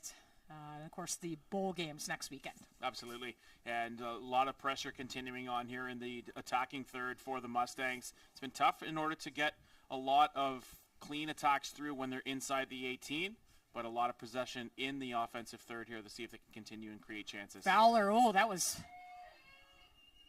a good block, and Barani knocking it back in the box. Lacasse on it.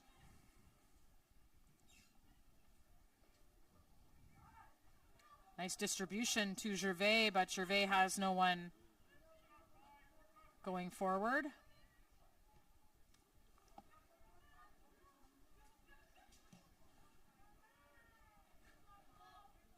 Tough sequence there for the Mustangs with the ball. They were trying to allow that as Thomas was trying to sort of navigate that ball into the box and allow St. Croix to pick it up. But Ottawa pressure was making that happen a little faster than they were expecting and just had to get it cleared away and then turn it over with a throw into the Ottawa GGs.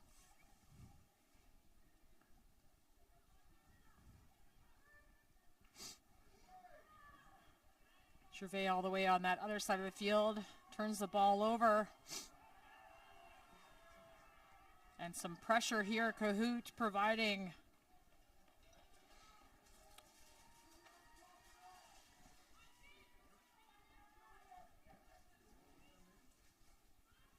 On Chivanos, the center back for the GGs. And here comes Ottawa. Can they get something going? Met by another hard tackle.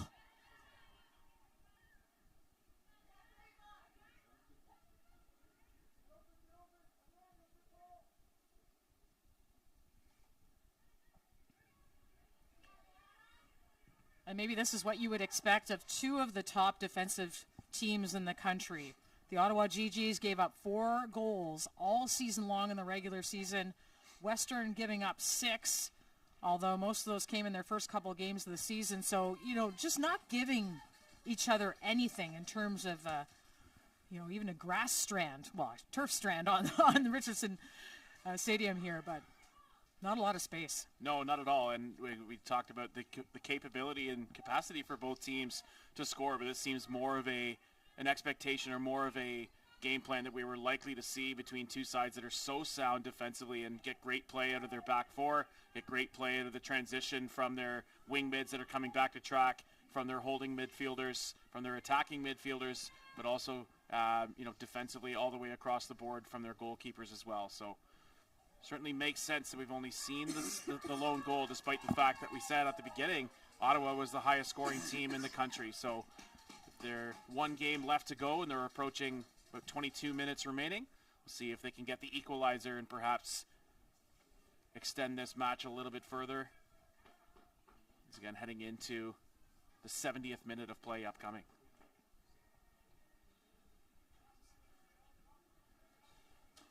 Oriente on the corner. Curling in, looking probably for that head of Cass Prevost. Buaiti. And it'll be a Western goal kick. Good switch from the far side and an opportunity for the GGs to get contact on the cross. Just a little bit too high when that switch came over. Just kind of skimmed off the top in terms of contact from the head and allowing the Mustangs to settle in a little bit. We're trying to shield the ball out for the goal kick with a little more breathing room, but then just forcing it off the attack of the GGs for that goal kick. But again, the GGs attack continuing to mount some pressure here and continue to create some offensive opportunities as, again, trying to get the equalizer here. Still some time left to go, certainly in this second half, but slowly trickling away here from the GGs as they trail 1-0. 20 minutes remain.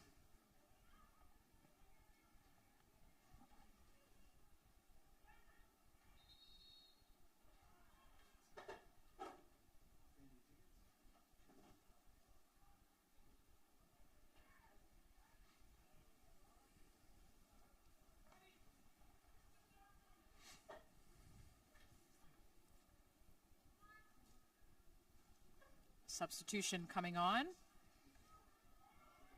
It'll be number 13, Natalie Hopp, third-year kinesiology student.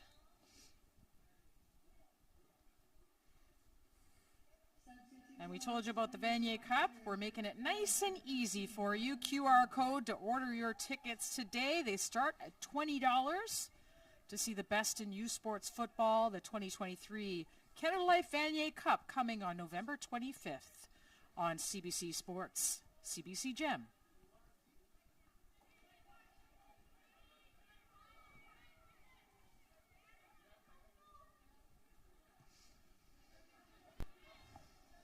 Devlin.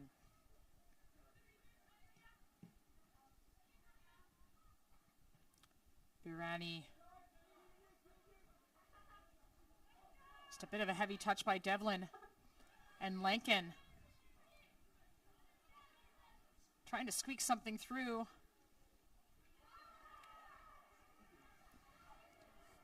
Clean tackle from the substitute. And Western still with the ball.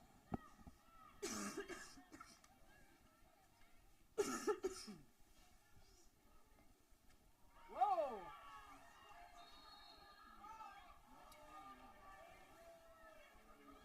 That foul going to go against the Ottawa GGs.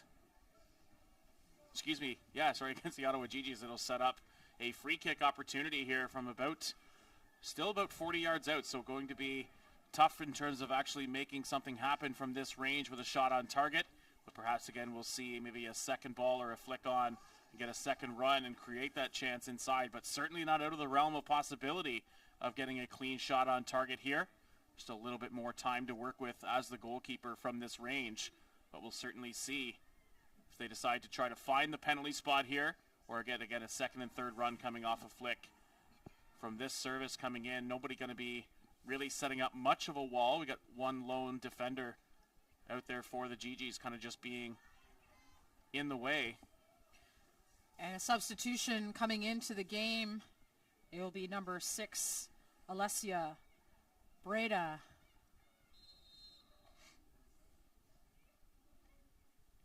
Fowler to Thomas. Back to Fowler. Birani quickly playing it out wide. The left-footed cross in. And the GGs have it out of immediate trouble, but Western right on it. Again, not much space being given in this game by either team before a clashing tackle comes in.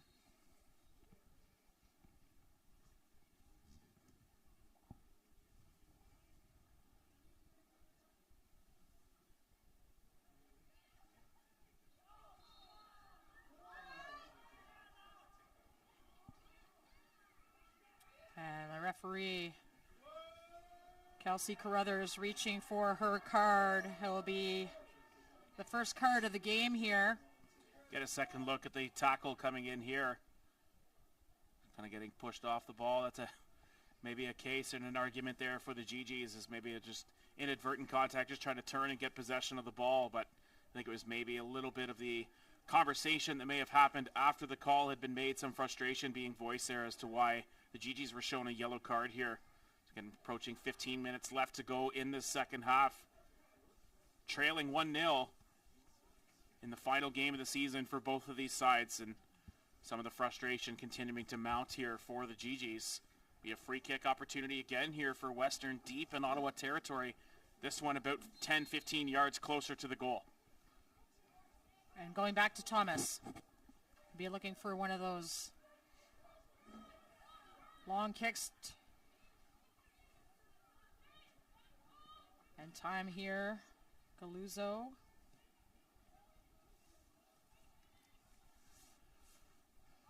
Thomas up over top.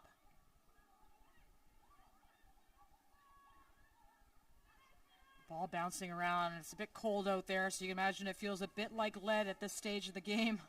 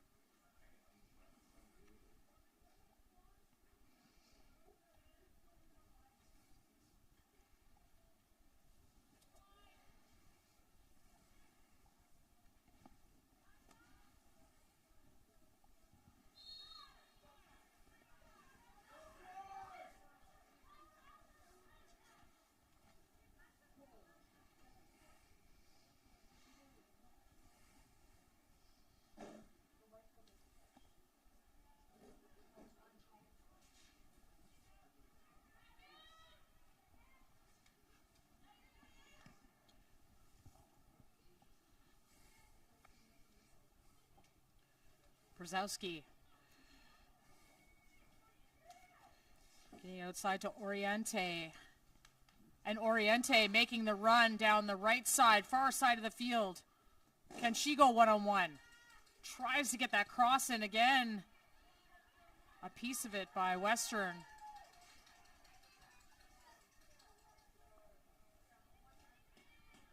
Nice little movement on the right side. And it'll be a corner kick for Ottawa. So perhaps the spark that they need at this stage, with Western carrying much of the play throughout the midfield. Good closing speed defensively there for the Mustangs, able to try to take away that scoring opportunity that had been building here. Good ball movement from the GGs. We're going to get a substitution, a couple substitutions here upcoming for Ottawa, perhaps with this set piece opportunity being contingent on that, and maybe some tactical decisions coming in here as Ottawa continues to try to build and push forward in the last 13 minutes here of the second half, trailing 1-0, and have an in-swing opportunity here with the corner kick and plenty of congestion on the goal line on St. Croix. Benji Raccini coming into the game, as well as Maya Dussault.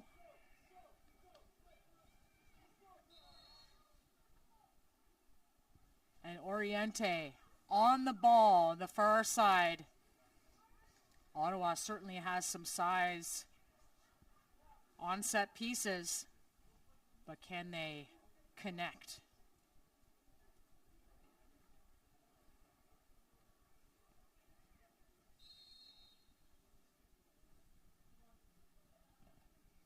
The in-swinger, woo, just on the mesh on the near post. No Olympico.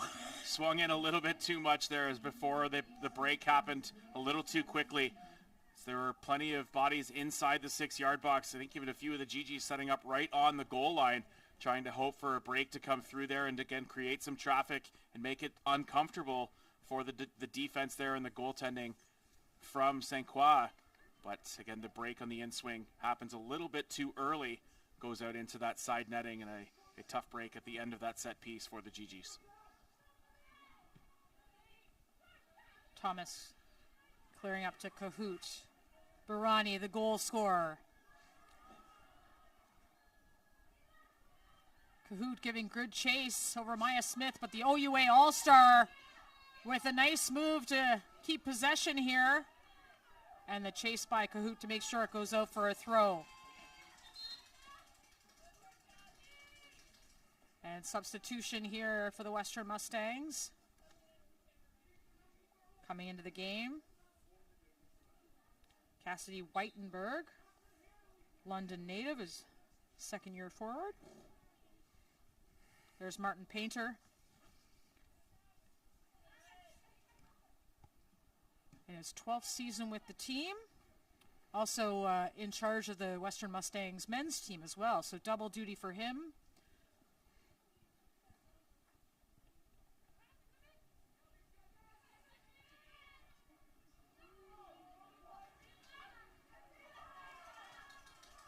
Buaiti, nice movement there to get the ball outside. And the cross, looking for Pervot. Buaiti, wow, look at that skill. The cross in, dealt with by Thomas, but kept in by the GGs. Looking wide now. And just a little bit too much mustard on that. And Avery Thomas sitting down on the turf right now, and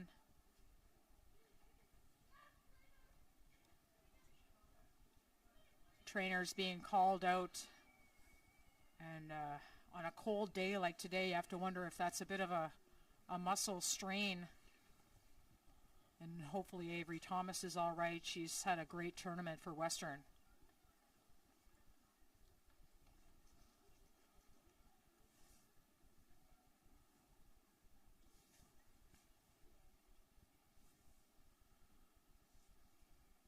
Team surrounding their all-Canadian center back. Meantime, the Ottawa GGs trailing by a goal here. Kyle, you can imagine what they're talking about in that circle right now. Using it as an opportunity, certainly, to try to talk about their maybe some final tactical implementation, any changes that they see, or whether they're going to continue. They've had some great opportunities here in the second half, especially after they've been trailing. It's been about 30 minutes or so since the goal had been scored by the Mustangs to take the lead, and we've seen some opportunities and some transitions, some counters, and just some good pace on the ball from the GGs here to try to come back here and pull level. And we'll see how Thomas is. That could certainly play into the defensive scheme here of the Mustangs if they're without their anchor there at the back. And Thomas walking off quite gingerly on her own esteem here, but really favoring her leg. And that's tough to see. And Western will go to the bench.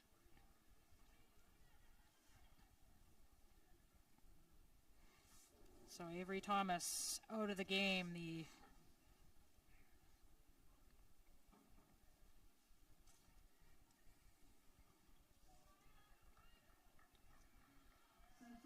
stalwart defender.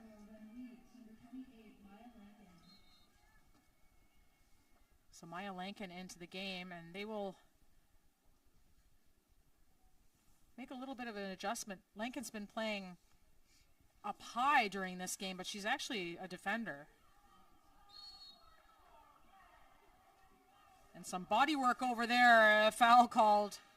Another foul gone against the GGs here, which will kind of take away from their offensive pressure that they have built here over the last couple sequences. Get a second look at the last call here.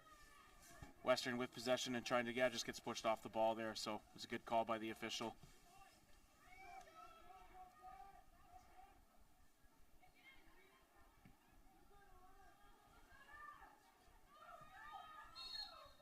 And offside.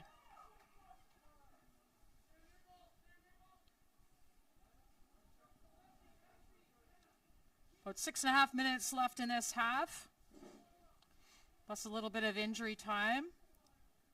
Should Ottawa score and tie this up, it would go directly to penalty kicks. That's how we do it in the consolation final for 5th place.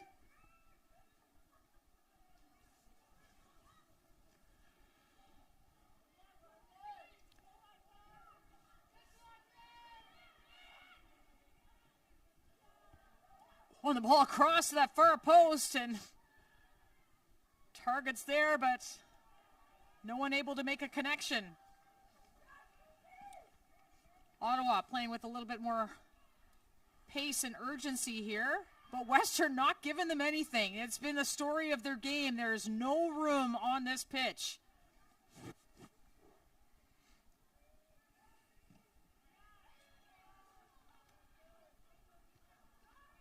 Lacasse.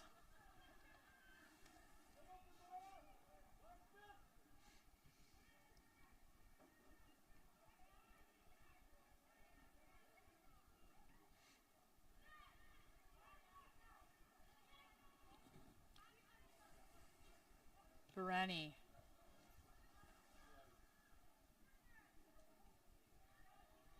And edged out of bounds by Devlin.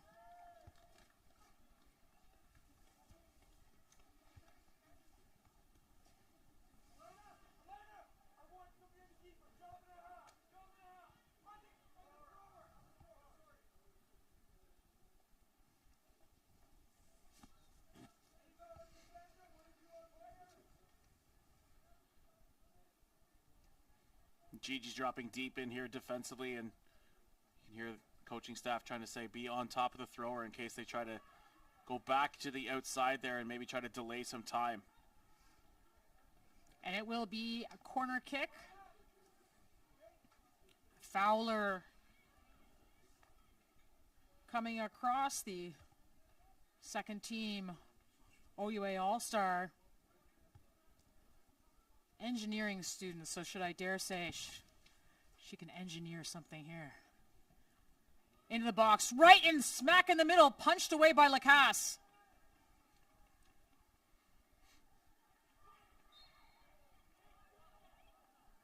And Western thought they kept it alive, but it was out of bounds at the goal line. Lacasse not taking any chances. They're just going to punch it clear. It was a dangerous opportunity coming in on the corner.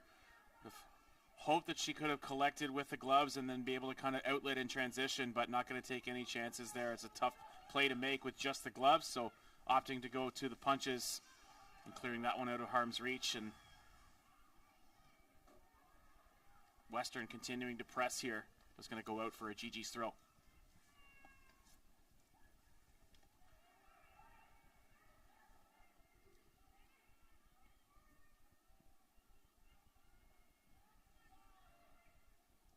Cross handled by Smith. But again, Western.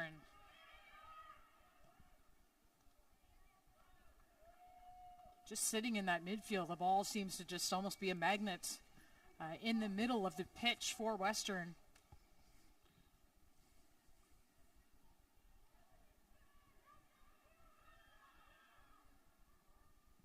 Prevost has dropped more into a midfielder's role.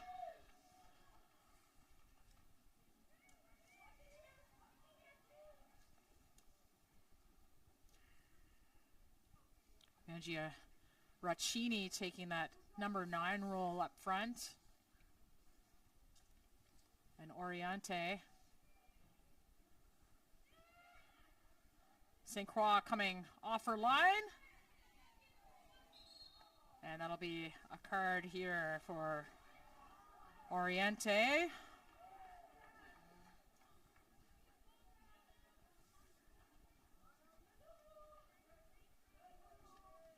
Getting a card for some off-the-ball contact there at the end of the play after St. Croix had already collected. So again, maybe some late match, end of season frustration continuing to boil here for the Gigi's.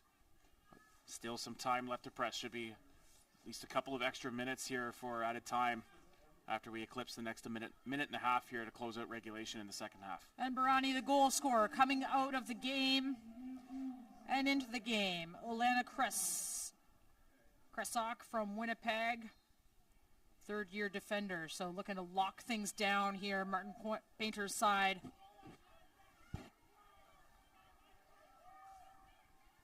And still on the attack. And a strike over top of the net, and Julian Lacasse, maybe the big hands she got up there scared Whitenberg, but it's been all Western. Ottawa can't generate anything going forward. Cass Prevost now. Devlin. Angia Raccini. And Oriente. Buaiti.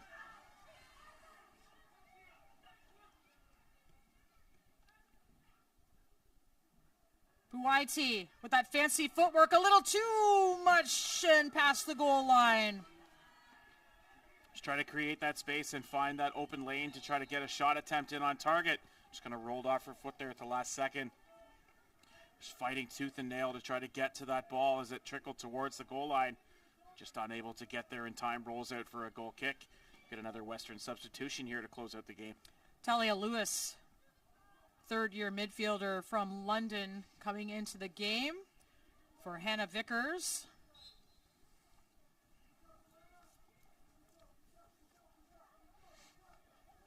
And Western, that 1-0 lead on the goal from Medina Barani. Can it give the OUA bronze medalists a chance to equal their best finish at a U Sports National Championship? And that's a foul. A definite foul there on Adrian Devlin.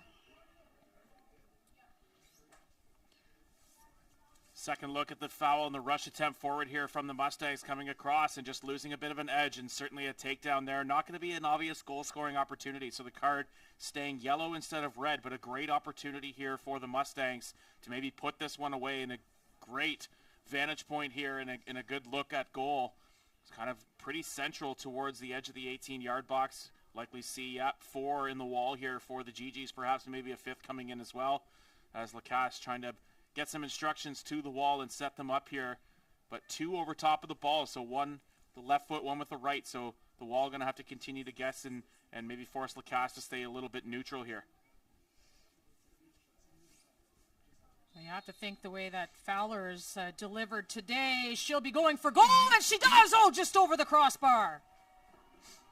A great shot attempt, and they do go with the left in swing, so the wall in a good position and force to try to come over top and let it dip down at the last second, but unable to get that dip in time as it goes over the crossbar, but a great opportunity for the Mustangs.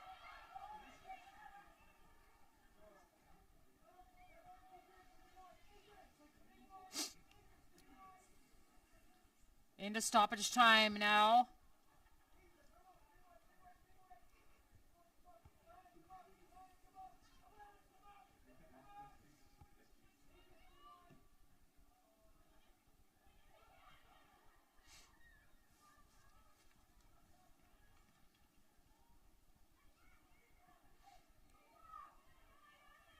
Lankin playing in the back there for Avery Thomas. Clears the ball.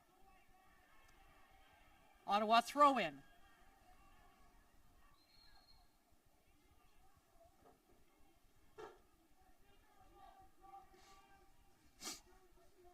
be time for one last rush forward here for the GGs to see if they continue to get everybody forward. They got to maintain possession of the ball or get that stretch in with some supporting runs coming as well. Devlin battling. Caspervo now.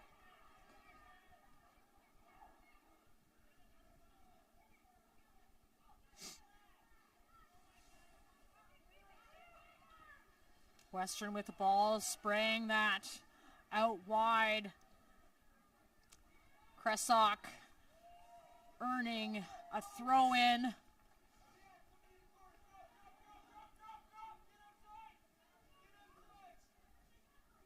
Hebert taking her time with this throw. And the header over top will result in a goal kick. And if Ottawa wants any chance, I think it's here and now.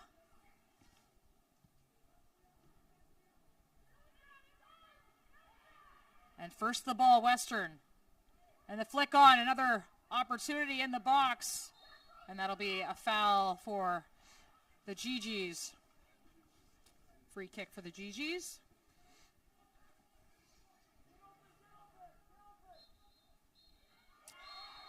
And there are those 3 tweets of the whistle, and the Western Mustangs celebrating a 5th place finish at the U Sports National Championship, equaling their program's best results. And the teams will shake hands here shortly, but that will make for a much more joyful bus ride back to London, Ontario tonight. Certainly will, and leaving the national championships, improving their seeding coming in. They were the 8th seed coming into the tournament as the OUA bronze medalists and improved that seeding by 3 positions. So a great finish to the season as we get a look at the goal by the Mustangs. A scramble inside the 18-yard box off of the corner kick and being able to stay the course with it, get a good contact on the ball and goes across the net into that side netting. So a great finish by the Mustangs, and again, they had a lot of pressure and got to a lot of first balls throughout the midfield. And there's a couple looks here at the play from St. Croix, who was great coming off the line and controlling the box when she needed to for the Western Mustangs. So did an excellent job for the Western Mustangs all game long, but a good fight from the other side from the Ottawa GGs as well. We talked about the success that they had this season, a pretty impressive campaign from the OUA champions, but will be leaving as the 6th place finishers here at the National Championships. So the goal today, Medina Barani giving the Western Mustangs a 1-0 win. Teams have finished shaking hands here, and we're just going to await the Nike players of the game.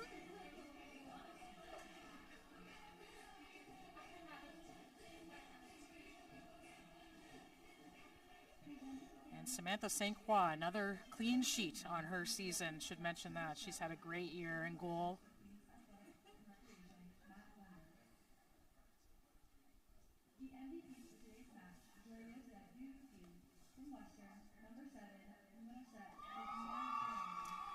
Medina Barati, no surprise, the goal scorer in today's game. Real force in the midfield for the first team OUA All-Star. And a great finish on the goal by Barani as well. So well earned as the Nike player of the game for her. And Maya Smith, have to say, just a great center back. And great champion there for the Ottawa GGs. Honorable mention, I have to say, Galuzzo for Western today on defense. I thought really did a great job on Cass Prevost. So a little nod there. And